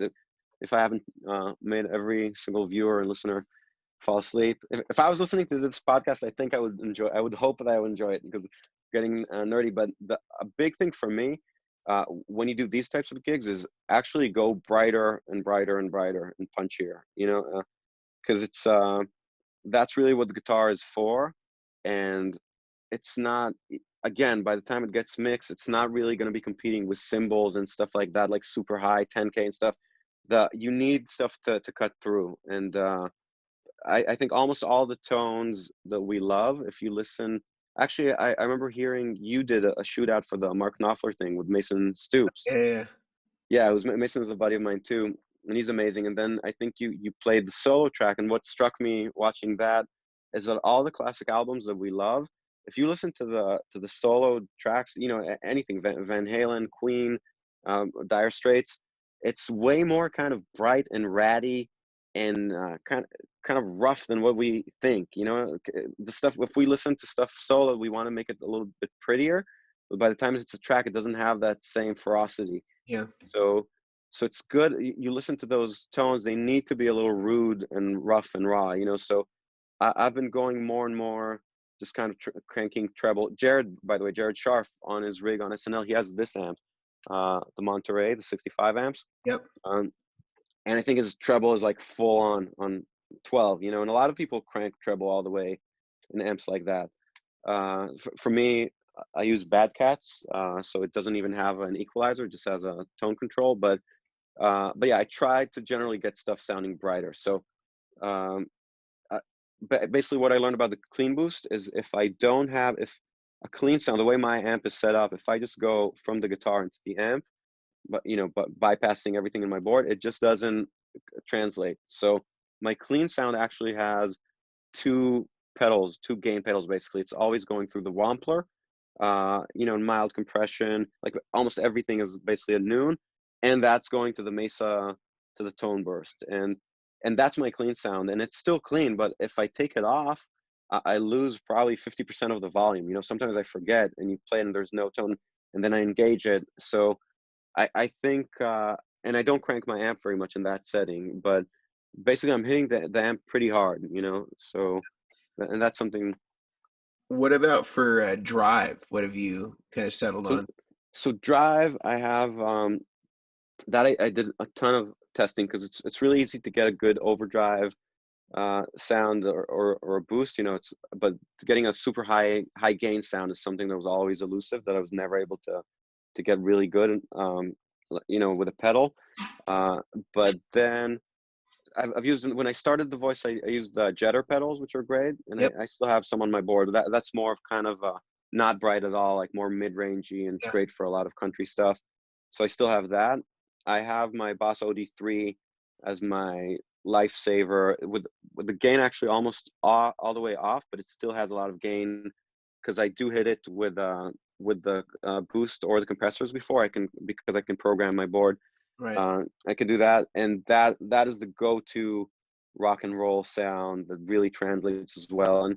And again, it's not a boutique pedal, so it's not the most responsive. You know, it imparts a very strong tone of its own, where you kind of maybe lose some nuances of guitars, but it's fine. You know, if you need to get, I wouldn't use it in the studio ever, because you want to have the purest, most beautiful articulate sound. But if you're getting paid, you want to cut through the mix, you want to sound badass, and not metal. You want to sound like a really cool, you know, like Rage Against the Machine, Red Hot Chili Peppers, basically just really be heard and have class while you do it, you know, sound really high quality. It's a great pedal to have. So that's in one loop. And then where I was really struggling is with the high gain stuff. So I used to use the Maxon or Ibanez, remember the Tube King? You remember those? Oh, yeah. Those were old ones, and I had one that I used to use for years. I think that's what I used on Backstreet Boys, and then it went out, so I got a Maxon that didn't sound as good. So I actually took the tube from my old one, put it in the Maxon, and it sounded the same, which is interesting because a lot of people say that the tube doesn't make that much of a difference because it's running at low voltage, but it did. Like, it really actually affected the sound. So I used to use that. Then now what I sold on for flight dates, I use this guy, which is incredible. It's really and I've had all iterations of it, the V1, V2, and V3. Yeah. But the high gain side It's the on most this, normal shape that's ever been. Some of the older ones, exactly, weird, look like yeah, a baseball diamond. exactly, yeah. And I have all those, and I used to use that on Backstreet as well. But this one is just amazing because it has everything you want. It has a dedicated bass, mid, and high, and treble control on the high gain. And these two switches are so drastic. It's the most drastic difference I've ever heard in a pedal. It's like completely nuts. And as far as the gain structure, the volume, and the high end, and I don't know even exactly what they do, but one sounds like it has like a low pass filter. It's way darker. It's still bright, but the other one. But what's cool about it is there's no amp on the planet that you can throw at it that you're not going to be able to make it work with that amp. You know, like basically every amp you just plug it into, you go voice A or B, and right away you know, oh, it's definitely that one, because the other one just sounds completely unusable. But it changes. You know, if you're using a Vox or a Mesa or whatever. Right. And I don't even know which is which. It's funny because it's every time I get to a fly date, if it's usually it's a deluxe reverb, I just go, oh yeah, that's the one. And then brightness to mega switch, and then from there you can still tweak the top end with a treble, and this sounds literally. I mean, sounds like kind of like a Friedman or a Marshall or whatever. It's high gain and it's amazing, and I love this pedal. I don't use it on the voice because I think within the context of my They're rig, where 160. there's yeah, it's amazing. I mean, and by the way, and the low gain side of it is just as good. My only problem, I wish the volume was a little bit similar, because to get the volumes roughly equal, you have to crank the high gain side here. You see almost like Okay. 10, and the low gain almost at 0, because the low gain side is much more of kind of a full clean boost tube screamer with not tube screamer, but like kind of like a boutique Yeah. full range mid, and it has a clean mix as well. But it's a completely different sound. They sound like different brands, you know, which is a good thing, because then I have this as a light kind of more soulful overdrive that I use with single coils if I'm splitting it on my Godin, and then anytime I need to go to like the metal mode, or you know, or rock stuff, which on pop gigs, that's what it is, I go to the other side. And a little cool thing that I don't use, but if someone needs it, they actually, the default is that it has an in and an out, but you can actually access each pedal with its own output. So Right. if you Yeah, had a looper, or something. Yeah. yeah, you can basically put in a looper. So Nice. this is an incredible pedal. And Here, hold on just a second. I think my dog's got to pee. He keeps scratching at yeah, the floor, so I'm gonna let him out. Hold on. yeah. Come on, we're on this way. Come on. Come on. Let's go potty. Let's go potty. Come on.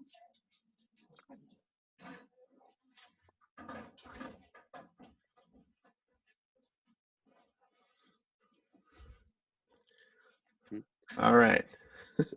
Yeah, so basically that's the high gain for flight dates. And then what I settled on, and I actually feel like finally, and that came again, it came from being in my studio. It looked like junkyard, you know, the whole floor was covered with pedals. I can show you, by the way.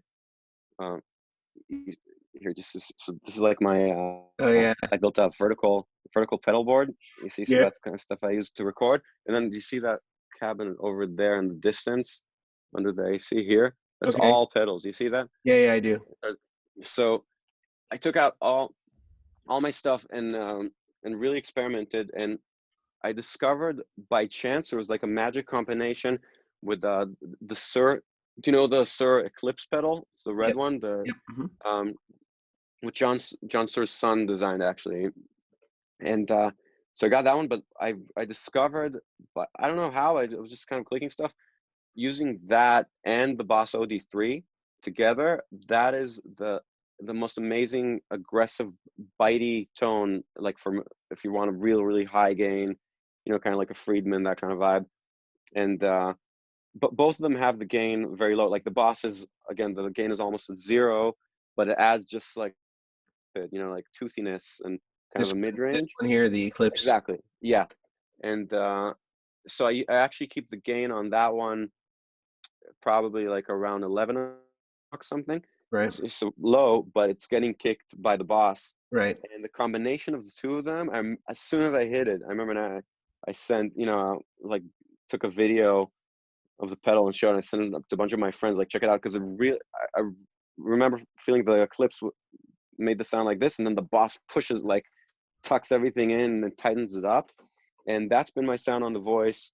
And it's the first time that I feel like I have a high gain sound that sounds totally as good as any amp. I don't, because I still, and I have the Friedman, and I just, for whatever reason, I don't know why, I didn't want to start going into the effects loop and everything. And the Bad Cat is a little more of a classic design, so I just go into the clean channel of the Bad Cat. And what I have on my board, I have 5 overdrive pedals, which I can click in different, different combinations. So my number, and I basically have my presets 1 to 5, and as far as gain, and my number 5 is the Eclipse with the Boss together, and it's an amazing sound. And Nice. yeah, and especially, again, by the time you hear it on TV, you would never know if it's not a real amp, and I think just maybe having the architecture of just having 2 different brands and 2 different circuit philosophies, the Boss and the Sir together, adds a little bit to the complexity. It's like, it's not something that someone could plan for, but it just makes up for not being tubes and stuff. There's just a little bit more stuff happening there harmonically.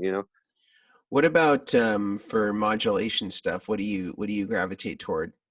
So modulation, I use my favorite pedal of that's a big life-changing pedal is the Strymon Flint.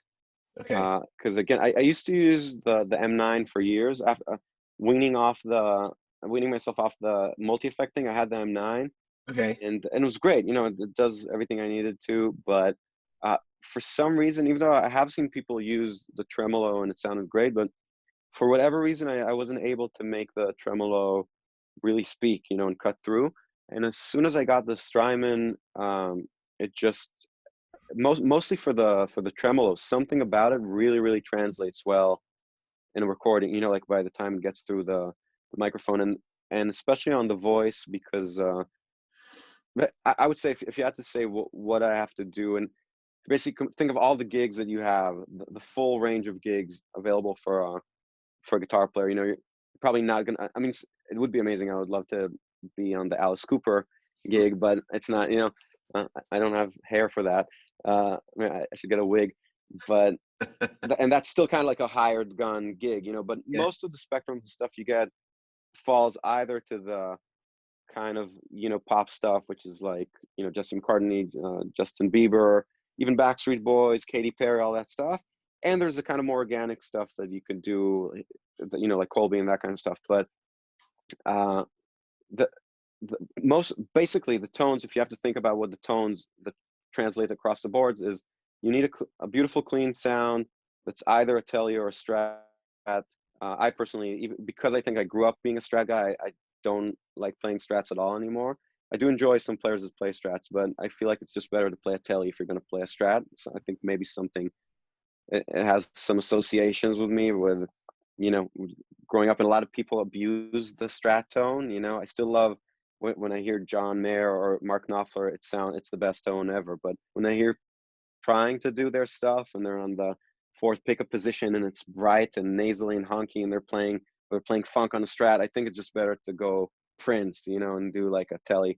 So yeah, you have a Tele with reverb and tremolo, that's going to get you through most gigs. Like if you're talking about what are you gonna, if you want a career in music as a guitar player, that's the tone you have, and you can take off the tremolo, but you still need a reverb. And that's another thing that when I was a kid I didn't realize, that all the sounds that I like, all the tones that I love, they have a ton of reverb, you know. And people, spring reverb, my personal style, but you feel.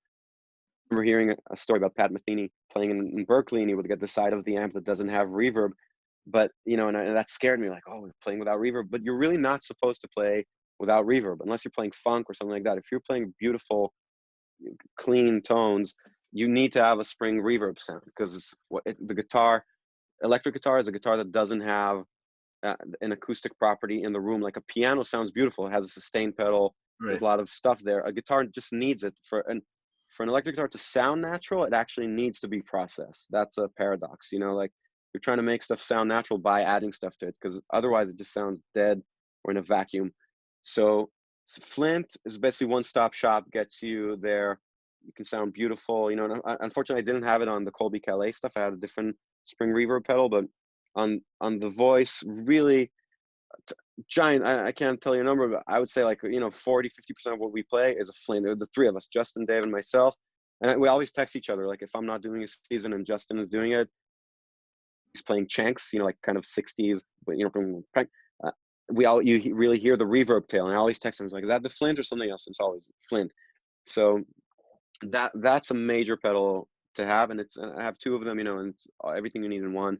And it allows you, it gives you the confidence to play clean tone, because a lot of times it's scary and you feel kind of exposed and you don't have the power to play Right. clean versus distortion. But you have a nice compressor and a clean boost and a Flint, all of a sudden you don't have to play as loud, you don't have to play as much, and everything blooms and you can kind of fill the space Yeah. playing clean. So that's a crucial pedal. And I will mention, even though you asked me about modulation, but just or actually no, we'll come back to reverbs. Modulation. So that's the Flint, the trem. I don't really use a lot of chorus ever, but I do have. I got the Wazacraft, the Dimension C, and the chorus, which sounds killer because it still has that vintage thing. But I am a giant fan of vibrato, of the, you know, the Boss VB2, Mhm. which I never had. Now I finally got the Wazacraft. It sounds amazing. But there's another pedal. I actually put it here, and that's a sleeper pedal too. I wonder if you know this one, because I feel like it's a sleeper, but some people do. Do you know this guy? Mindbender. Yeah, Yeah. DVE. yeah, that's an amazing pedal. I think I have 3 or 4 of them, so I don't mind the secret being out.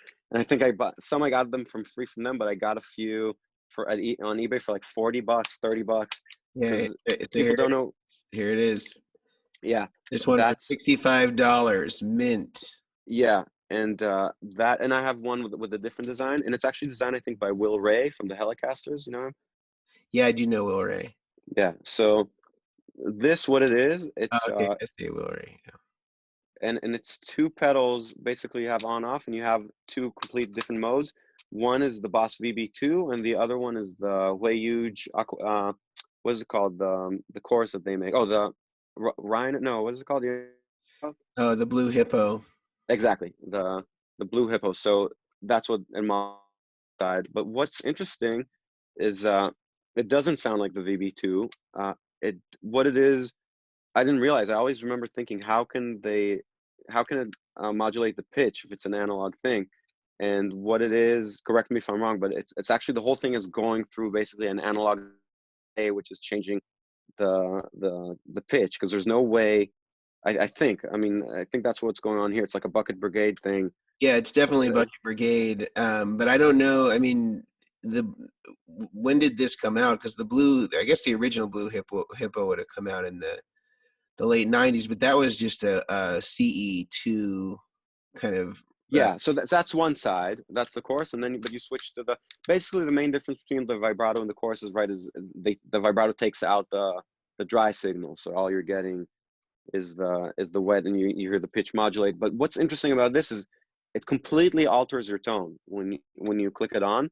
Yeah, It sounds basically like your whole signal is the tone of what you would get kind of out of an analog delay, right. but not so mushy, like very processed, but very beautiful and organic. You know, it just sounds amazing, and it feels like there's a little bit of a latency, which is weird, but it's a magic pedal. It sounds amazing. And I actually A-B'd it with a lot of different other brands before I got the VB2. Now I have the VB2 in the loop, and it's killer. And the VB2 is more hi-fi, more responsive, and you can do cool things with it, like making it momentary, so you can basically use it like a fake vibrato. You can hit a chord and press it, and then it vibrates it. But this is an amazing, amazing pedal, and Does you it can make have it sound. the feature of the VB2 with the latch? No, it doesn't. Okay. It just says on off, but it's killer. So and also it has a little bit. It's like a very healthy gain. I don't know if it boosts, but some other ones I tried, kind of you lose your gain a little bit. This one, you Right. click it on, and it works great. So so I do have that even on the voice board. I don't know if I use it often, but I have it on there in case I need like an analog chorus or a vibrato sound. I did have the VB2 for a long time on the voice as well, but I use that. And then I have phaser wise, I did a major shootout. I'm friends with, I don't know if you know Brian Kehoe from Dunlop. Right.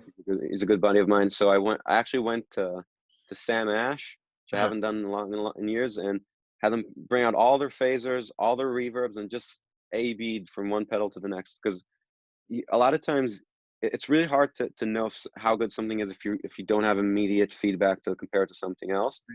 Uh, Especially, by the way, with reverbs, I noticed that because a lot of reverbs sounded great, but there are a few of them actually I settled on Catalan bread. They have the Yep. Talisman, which is a plate, Yep. and you just hear there's just more stuff going on in the tone. It's just you feel it's like a visual thing. You imagine Right. the space. And it was very and if I had had not A-B'd stuff, I wouldn't be able to know how good it was, because I would all the reverb sound good. When you almost any reverb sounds pretty good when you kick it on. But I settled on that one, and I also have which I think is maybe even a little bit better than the Flint, but I still haven't put it on my board. It's the uh, Source Audio True Spring. Do you know that one? No, they're excellent. Yeah, so that's what John Mayer also uses, and so I have that one.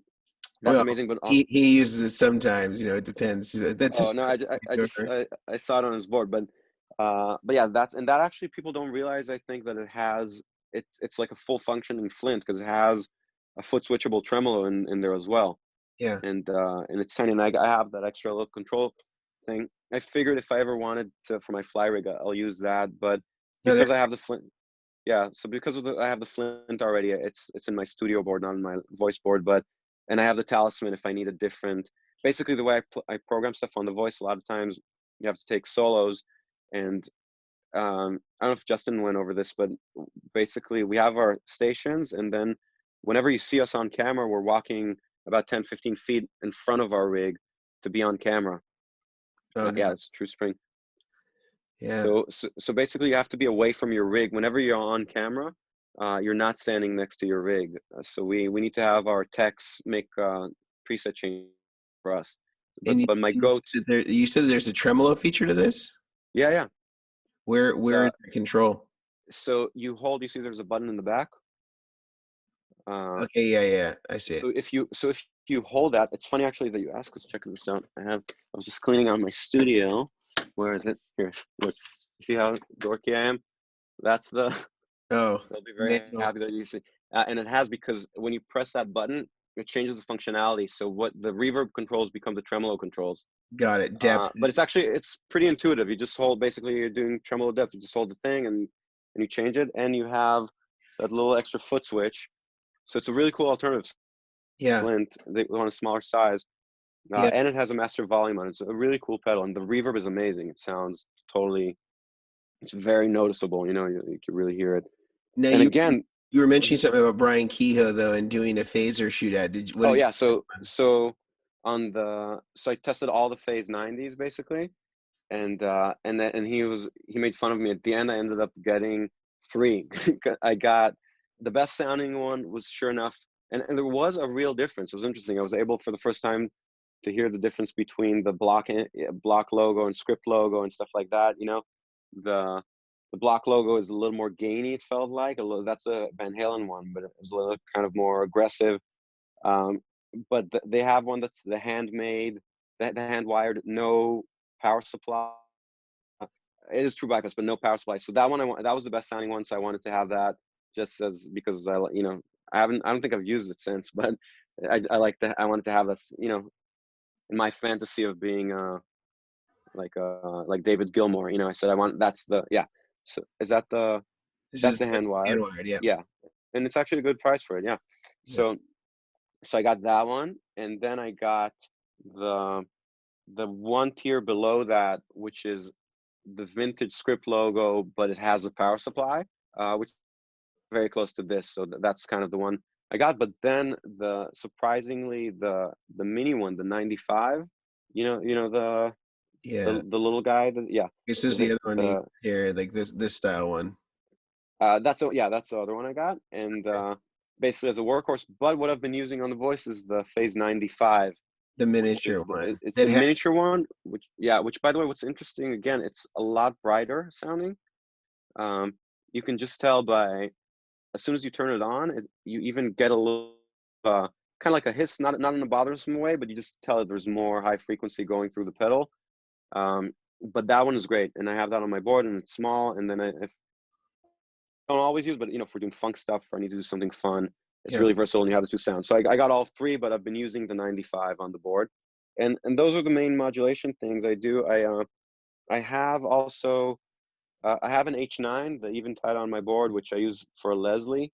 And it's funny, I haven't gotten into to programming, to switching it. But my board does have, I put together, but I do have MIDI going into the units. But in the heat of the battle, I don't know, with the H9, I don't program it a ton. So I have a few different sounds. I have it's similar to the Dimension, the detuner, the Eventide detuner, and the Leslie, which actually sent the preset to Dave Barry as well.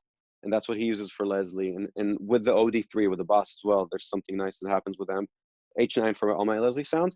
And this actually was a great lifesaver for the voice as well, the Helix, the mini guy.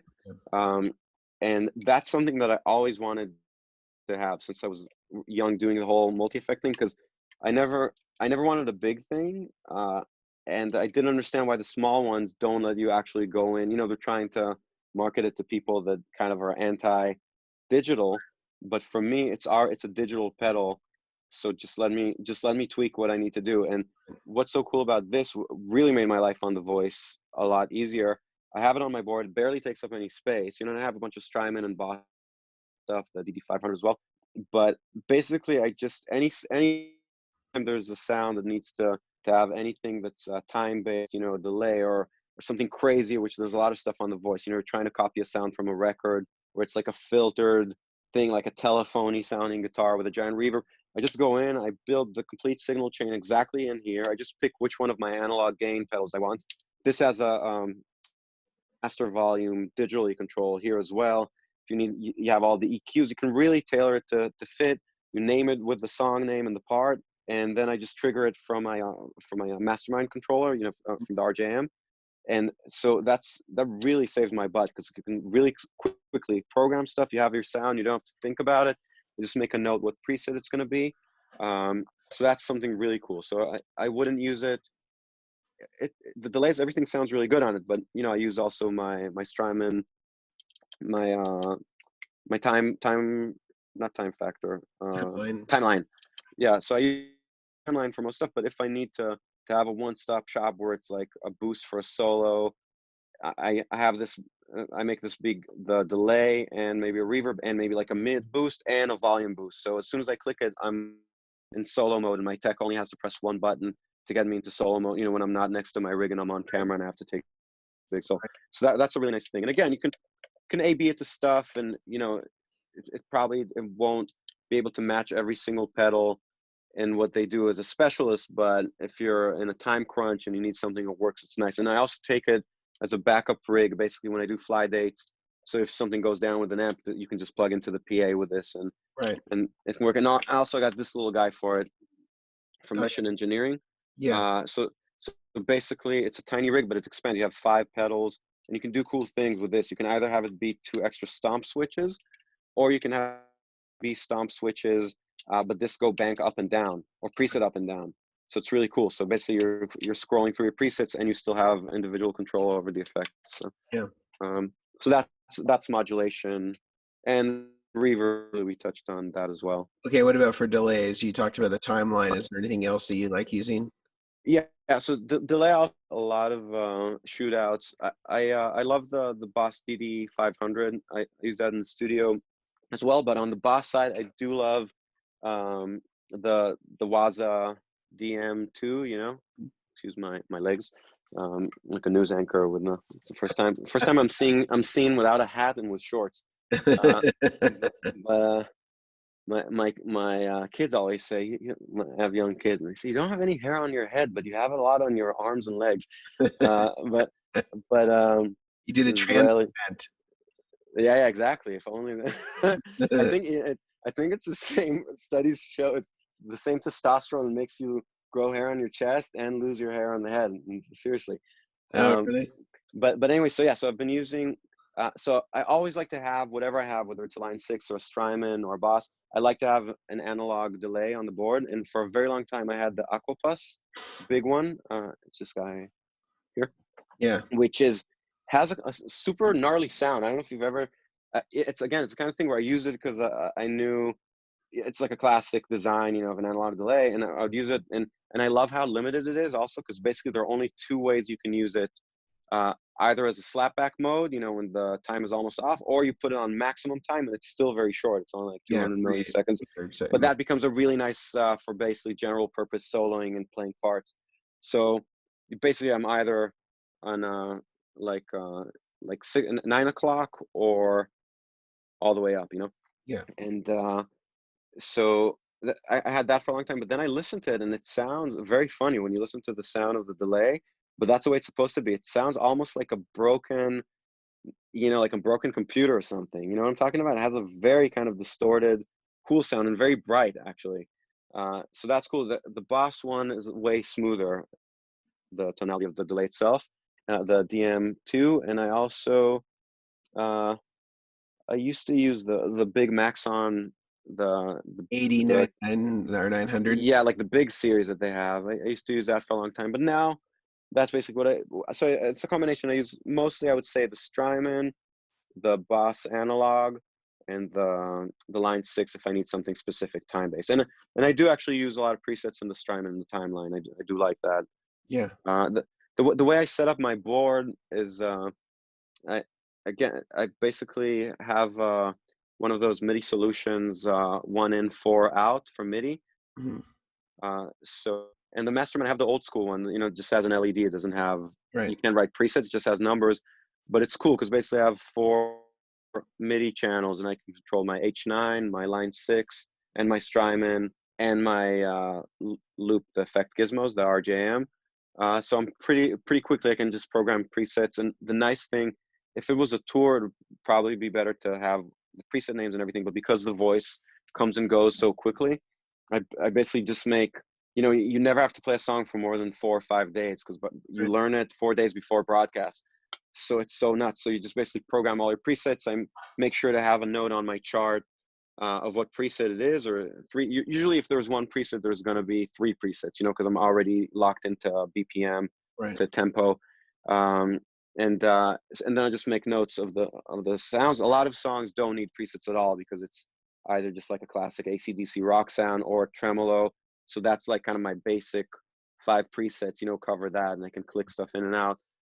But yeah, but then I just get through the show, and on the day of the show, I literally write in a pencil on the set list of the show what presets I need to use.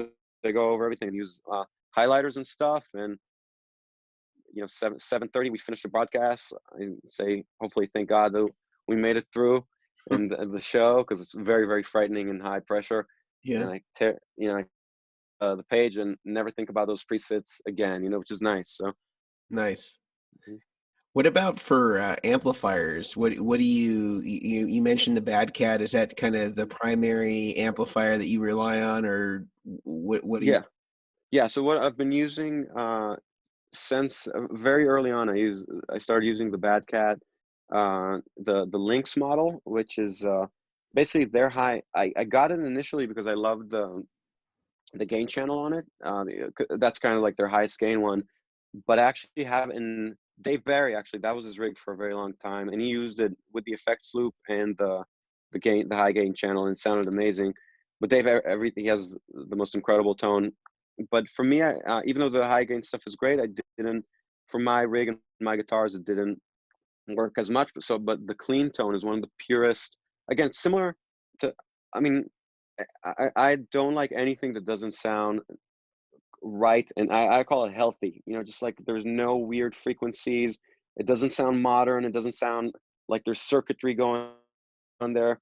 And I think because the design is so simple, where there's a giant power transformer, no EQ. There's literally just a volume and a tone click rotary switch with 5 clicks.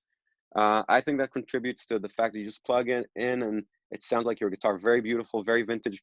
You would totally think that it's a old Fender amp, but it's very, very pure sounding. But even though the power tubes are EL34s and it's Class A, so it's not exactly a Fender's design, but Sure. just a very classic tone. And then I can just get whatever I want from it. And I use the Bad Cat. I have a bunch of cabs that we mic. We have a ribbon mic and a dynamic mic on it. And I have the aux box behind me. Yeah. We actually used in the studio a bunch because we track the stuff that goes on sale on iTunes for the voice one day out of the week. That's basically like a different setup. So initially the engineers they saw it, and we recorded Henson Studios, which is an amazing studio. Oh yeah. So there's no need for an aux box, but they just really liked it still. The engineer in the beginning, they didn't know what it was, but then they like being able to click between channels. So both Dave and I use that a bunch. I still need to use it again. I have a little ISO room here, so it's just as easy for me to throw a mic on a cab. My heads are here and it's Right. mic'd up in the other room. So but I do like it. The aux sounds killer. And all that stuff. Right now I'm working on my own album, so for some stuff, the Kemper and plugins for like really punchy stuff. Sometimes Okay. if you're not trying to go for super organic sound, that can work as well. But Have you compared many of the other cabinet simulations and load boxes to the aux, or just that one? I have a little bit actually. There's something else I use, which is the what is it called? The Fire Amplifier. You know that one? Yeah. Yeah. And I actually have one of those too, and it sounds really nice too. I saw that one because I saw the Satchel from Steel Panther uses that. That's his rig on Steel Panther. And by the way, I love him. I think he's if you checked out his playing, he's an insane guitar player. Yeah. Yeah. He's good. Yeah. It's just the auspices of the band are sort of unusual, but I think I that know, but it's funny that I went to see them live a bunch of times, and I didn't realize I never checked out their albums, and I don't know, every time you see them like on YouTube and stuff, and then I just clicked them on Spotify. I remember, and I started listening. I think it was a couple of years ago, and their music is actually brilliant. I've been playing it to all my friends because Satchel Russ, I forget his last name. He was like I think roommates with Paul Gilbert or something, and used to play in a band with Rob Halford called Fight, and they have an album War of Words, which is a masterpiece rock album. Everyone should check it out. Fight, and he's literally on that level, like one of those '80s shredders, but very very musical, and he's an amazing songwriter as well. The lyrics are ridiculous and hilarious, so it limits the commercial appeal, but I enjoy them. So I saw his rig live is just going in from his guitar to the wireless to the amplifier to the PA, and for a lot of the flight gigs, I got that one, and that again, it's a good thing. Sorry. you just do that. You just use the amplifier. So I haven't. I did only a handful of shows.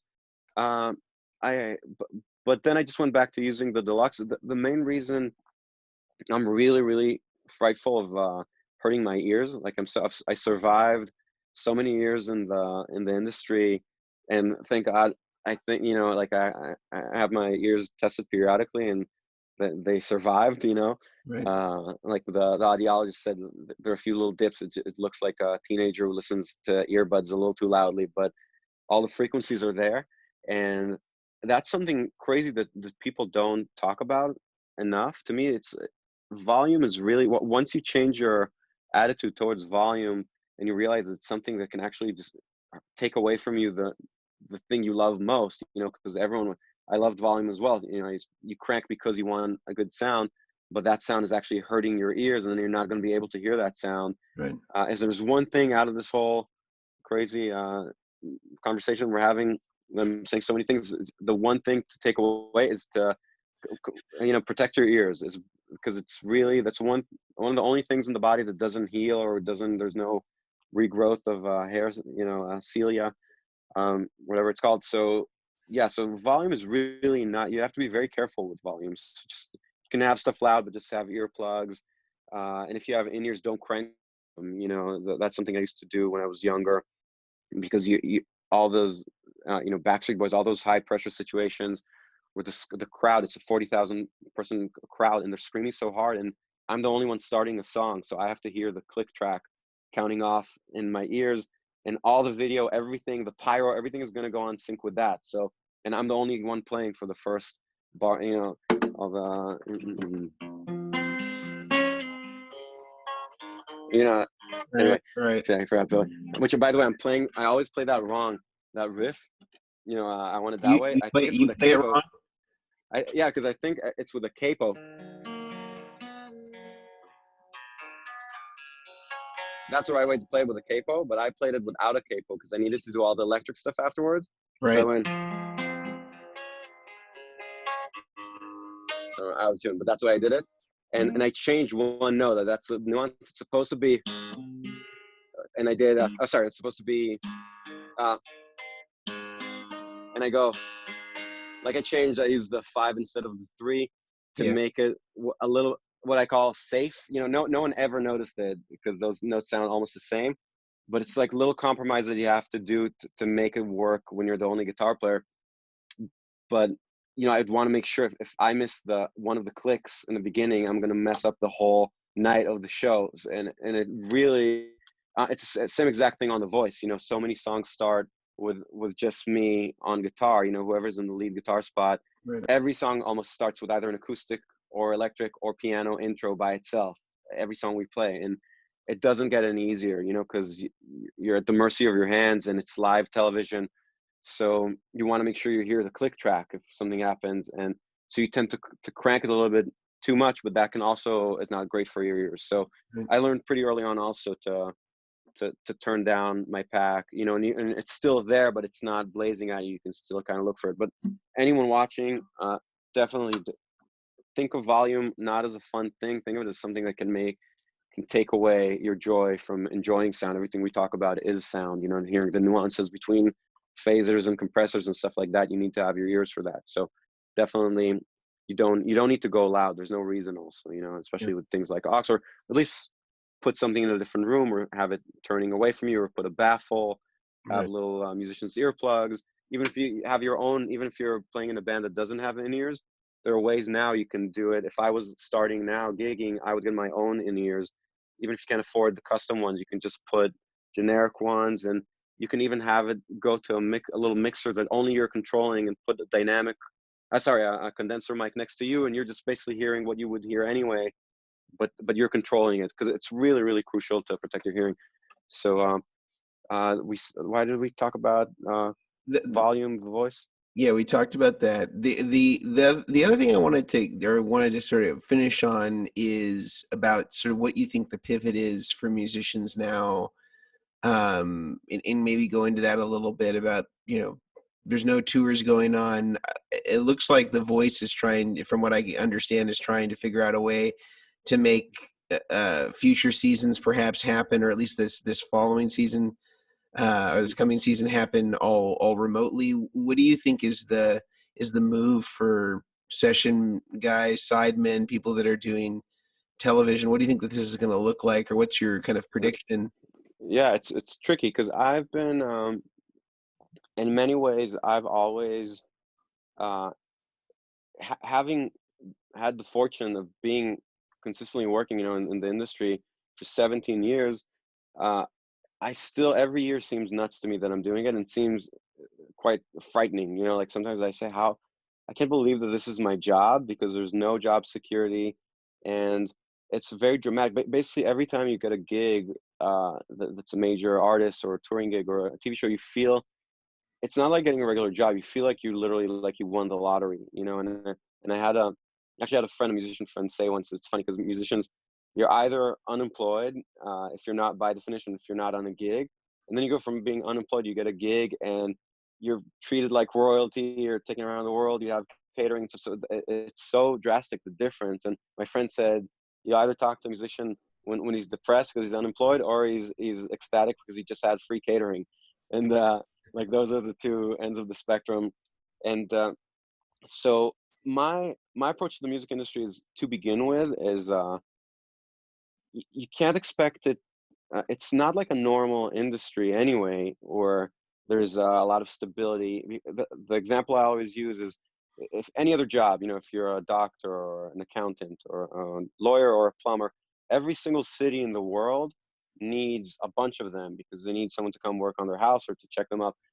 But the entire world only needs one Katy Perry or Lady Gaga, or, you know, all of America has one Voice and American Idol. It's not. It's like, imagine if there was literally two doctors that could have a job in the whole country, and people are going to med school. So it's not. That's definitely the way it is for major gigs, because there are really only a handful of gigs that pay a substantial salary, you know, and major artists. And a lot of these people work with the same people for years. You know, the Voice has had. I was basically the newest guy to get into Paul Mirkovich, our boss on The Voice, in 30 years, and you know, I've been with him now for 8 years almost. But it's not like there's a lot of openings. Jesse McCartney, the other artist I work with, we've been together for 17 years, and I have a bunch of people that come in and sub for me because I do a lot of musical direction. Even, by the way, Mateo Sasato, I got him the Tori Kelly gig. I called Musicians Institute when he was there, and I asked for recommendations from Musicians Institute and UCLA, because I was looking for players to come audition. But those opportunities, there are not a lot of them, just because you don't need that many artists, you know, because you have YouTube. And and that's something people really need to internalize and think about, you know, because it's a numbers game, you know. And so for me, I always say, I mean, music is absolutely the most beautiful, fun, awesome thing in the world, and makes life worth living. But your attitude shouldn't be that you have to. It owes you a living. You know, that it needs to provide you a living. I never felt that way, and I remember I used to see different singer songwriters and people that perform all the time trying to make it, and they would push and they'd keep doing gigs and stuff. And I said, you know, maybe just people don't want to hear your stuff. Like, it's a weird stance to have. Not only am I going to make art, which is it's the most fun thing to me, you know. I mean, playing guitar is my favorite thing to do in the world, other than being a dad to my kids, you know. So it's cool enough that I get to play it. But then to say, not only am I going to do this, people need to pay me to do the most awesome thing in the world. That's a very greedy thing, you know, to think about. And a lot of people do think that way. They not only want to play music, they want to be famous and successful and have that.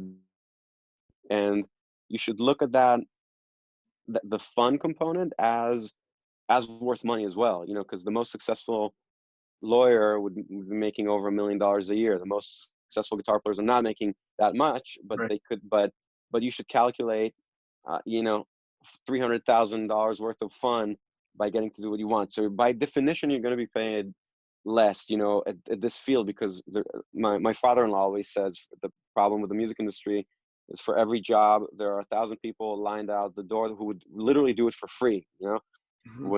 When I started doing it, I remember my best friend in Israel, he said, why are they paying you? You would do it for free. And at the time I would do it for free.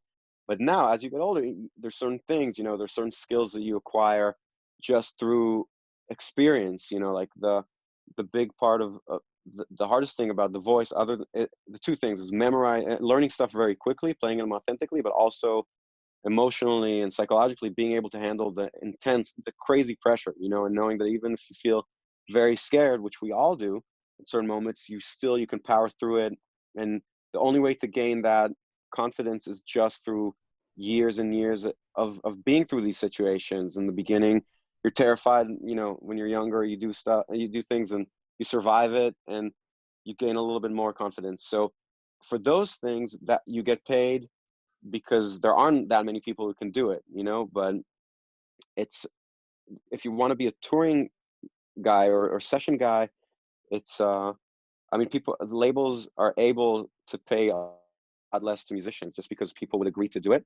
So I'm not saying not to do it. It's awesome, but make sure you really, if you're getting into the music industry, uh, really be honest with yourself about the reason you're doing it. Because I know, for instance, with my kids, I think I definitely want them to be artists and musicians and play music. It doesn't mean that their career has to be as a musician. You can do that. The musician part of me is going to be there regardless of the current gig I'm doing, because I'm always practicing and doing all that stuff. So first of all, you need to make a distinction between playing music for the love of it and having it be your livelihood. And sometimes, I mean, you can have it do both, but it doesn't have to be. And there's nothing wrong with giving it your all and also having something else. Having as a doctor or whatever you want, as a graphic designer, and do other cool things, or a chef, or but as far as the future of the industry, I really can't say. I'm at a point in my career where I've been trying for a long time not to tour anyway. It took me a very long time, only basically getting married and having kids. Uh, Finally, I was able to to really commit to not going on the road, and then I was fortunate to start doing The Voice, and that kept me in town. And then I do one-offs, but for the most part, I'm here in Right. LA either in The Voice or in my studio. But so what's going on now hasn't directly impacted, even though I did have a lot of shows, all the one-offs, everything, of course, got wiped out completely. And even stuff we're not, hopefully the Pink, will be able to do shows soon, because I know she always has an amazing tours planned. And like everyone, it's going to be hard to resume that. So everything, whether directly or indirectly, affects myself, even if I'm not primarily a touring guy. But it's to me, what's interesting is, as a songwriter, because I do songwriting and production, music for TV and stuff, that's also going to be a lot more competitive because people are home now and everyone is discovering there's no tours. So I need to compose, I need to record, and people are going to put a ton of great energy and talent into that field as well. So that's going to be more difficult to break into and more competitive. So I can't really say about the financial aspect of it. I can say that I think the level of musicianship and music is actually going up for the first time, I think, for a long time, because I was one of these people that always liked older stuff, and grew up in the 90s, but I only listened to Stevie Wonder and Yes and Rush and that kind of stuff. But I never liked what was relevant, and definitely not in 2010s. But now there's actually really good music, and I feel like it's because a lot of kids now, that on YouTube, they're not just learning how to play guitar, they're learning how to produce and how to mix and how to get tones. And if someone just even remotely is interested in finding out about vintage tones and the qualities of vintage art, they just go and they check out all the Led Zeppelin live shows and AC/DC, and it's very easy to reinvent yourself and to basically time Yeah. travel through YouTube, and we're seeing the effects of that. You see some brilliant new players and great music that I actually listen to, not because anyone's forcing me or because I have to learn it. Dua Lipa, for instance, she's one of the big. Do you know her stuff? Yeah, I do. And you listen to the stuff, it sounds amazing. It sounds that stuff that it's the most mainstream pop, but it just sonically it sounds so good. The guy's producing it, Andrew Watt. He's one of the biggest producers. I don't know if you know him. He did the new Ozzy Osbourne album, and he's a brilliant producer, guitar player, who also was like a metal kid, and now he's doing pop music. But there's really great stuff, and there are people that are making a lot of money in that field. But I feel like if I had to give some advice, I would say to people, really, the only possible way to break through the noise is to try to do something that's somewhat original, because really there's going to be versions. If you see people on Instagram playing gospel, all the R&B stuff, which again, I remember the first time I discovered it, I couldn't. Jarius Mosey and players like that who were amazing. Tim Stewart, um, Joe. There's another guy from San Francisco. I forget. I think Jobu. Jubu. Uh, Jubu. Sorry. He was like the first. The people were talking about him, and I couldn't even find I just heard about it, but I could not. Still to this day, now I'm sure there's stuff, but I remember Jarvis Mosey and Tim Stewart were the two that got me on that to see that at least. And I don't really play that a lot. I can steal a few licks, but now there are tons of kids on Instagram that do that stuff out of context, though. You know, they're just they're it doesn't have to me if it's not within the context of a song, not because it's something kids don't want to hear because you're young. You just want to solo and shred and stuff like that and play cool things. And people tell you, oh, but what about the song? And you're like, oh, this is grown-ups bumming me out, you know, telling me what like homework. Mhm. But it's really true. We lose perspective when we grow up as guitar players. We're just focused on the 1% that to us is our whole existence, you know, and it's still, and that's great. It's a great thing to obsess over delay pedals and phasers, and I love that, and it really makes a difference too. Even within the context of the voice and stuff, you really hear that stuff. But you have to also remember that you're serving. I hate saying it because it's something people say and it sounds annoying, like what a grown up would say. But you're serving a song, you know. And Yeah. to me, it's very hard to play when it's not in a song because how are you even going to solo if you don't know what the story of the song is? Right. And I think that's good advice. That's always going to be the vehicle. If you want to succeed in any shape or form in the industry, even if it's as a session guy, you're not going to get called for session now because people are not doing sessions. You know, people are able to play themselves and fix it in Logic or Pro Tools or Mm. Ableton. So you have to force yourself, whatever you do, you play, shred, do all that stuff, but force yourself to write a musical piece to put it into. By the way, Matteo Sosato, that's one of the reasons he's so successful. He's able to incorporate all his techniques to write mini compositions for Instagram, and people. He has, I think, I forget if it's 1 million or 500,000 followers on Instagram. It's not all guitar players; it's people that enjoy the beauty of guitar Sure. because he's playing beautiful music. So that's the biggest advice I give. Do all that stuff, but try to frame it to trick the listener. You know, like put a Trojan horse, like make a nice song or a piece of music, and hide your chops in there, and you'll realize even if it feels like a little bit of a chore in the beginning, you'll get it that that's really all that matters at the end of the day. Because all the music we love, you know, everyone I mentioned, you know, Slash, all my favorite players, Tom Morello, all these people, we love them first and foremost because they have riffs and amazing songs that we love. That's the vehicle, and then they add all their stuff onto it. So I would say eh, don't play music, don't noodle, don't do that stuff. Try to make everything come take the form of something that's consumable for regular, because that's the only way you stand a chance to actually have something, and then you could make money, you know, because you can find your audience that loves it, and then you can go do a clinic or you can go do smaller shows, but you're playing it yourself, so you can get all the money and compensate for the smaller budgets, but you're getting it yourself. So there are ways to still make money, but you definitely have to have something of value, you know, and not to blame. A lot of people blame the industry and the world for their lack of success.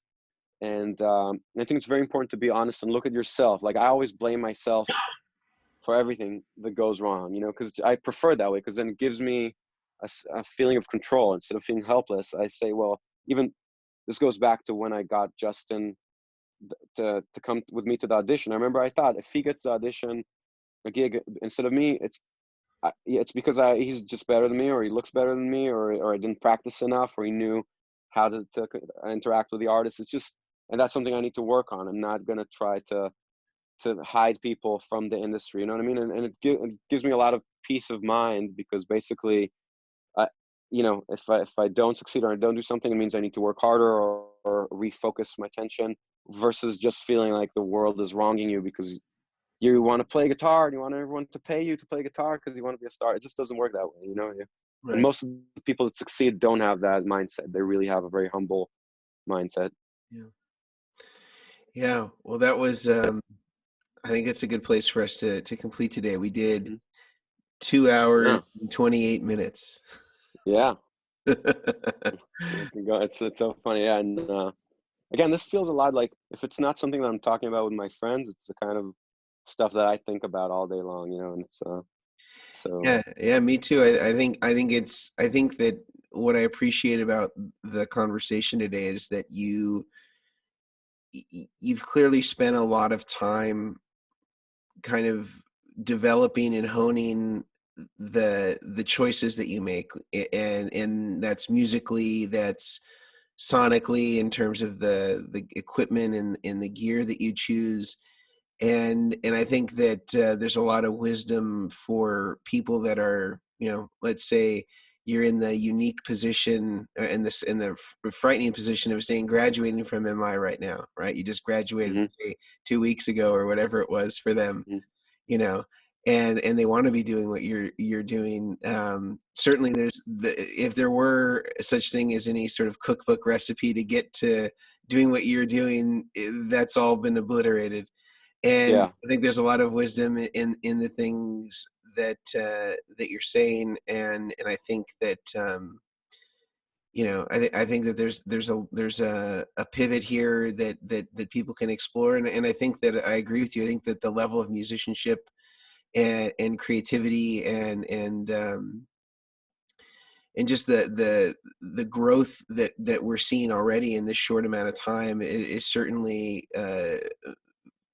attributable to people having to sort of stay home, focus on the things uh, that they love musically, and figure out how to get them either to the Hmm. internet or to production. And a lot of that's going to require them to absorb some skills maybe they didn't have before. And Yeah. you're going to see new ways of doing things that we never thought were possible, or we didn't Hmm. know they were possible. Then, so I'm excited to see what some of those changes look Hmm. like, even though it was born of necessity and and Yeah, and even aside from the COVID thing, I feel like a lot of those trends are mostly attributable to YouTube, yeah, and I feel like I just see it. I've kind of seen a wave that I wasn't aware of, but you definitely see it, a big kind of the new.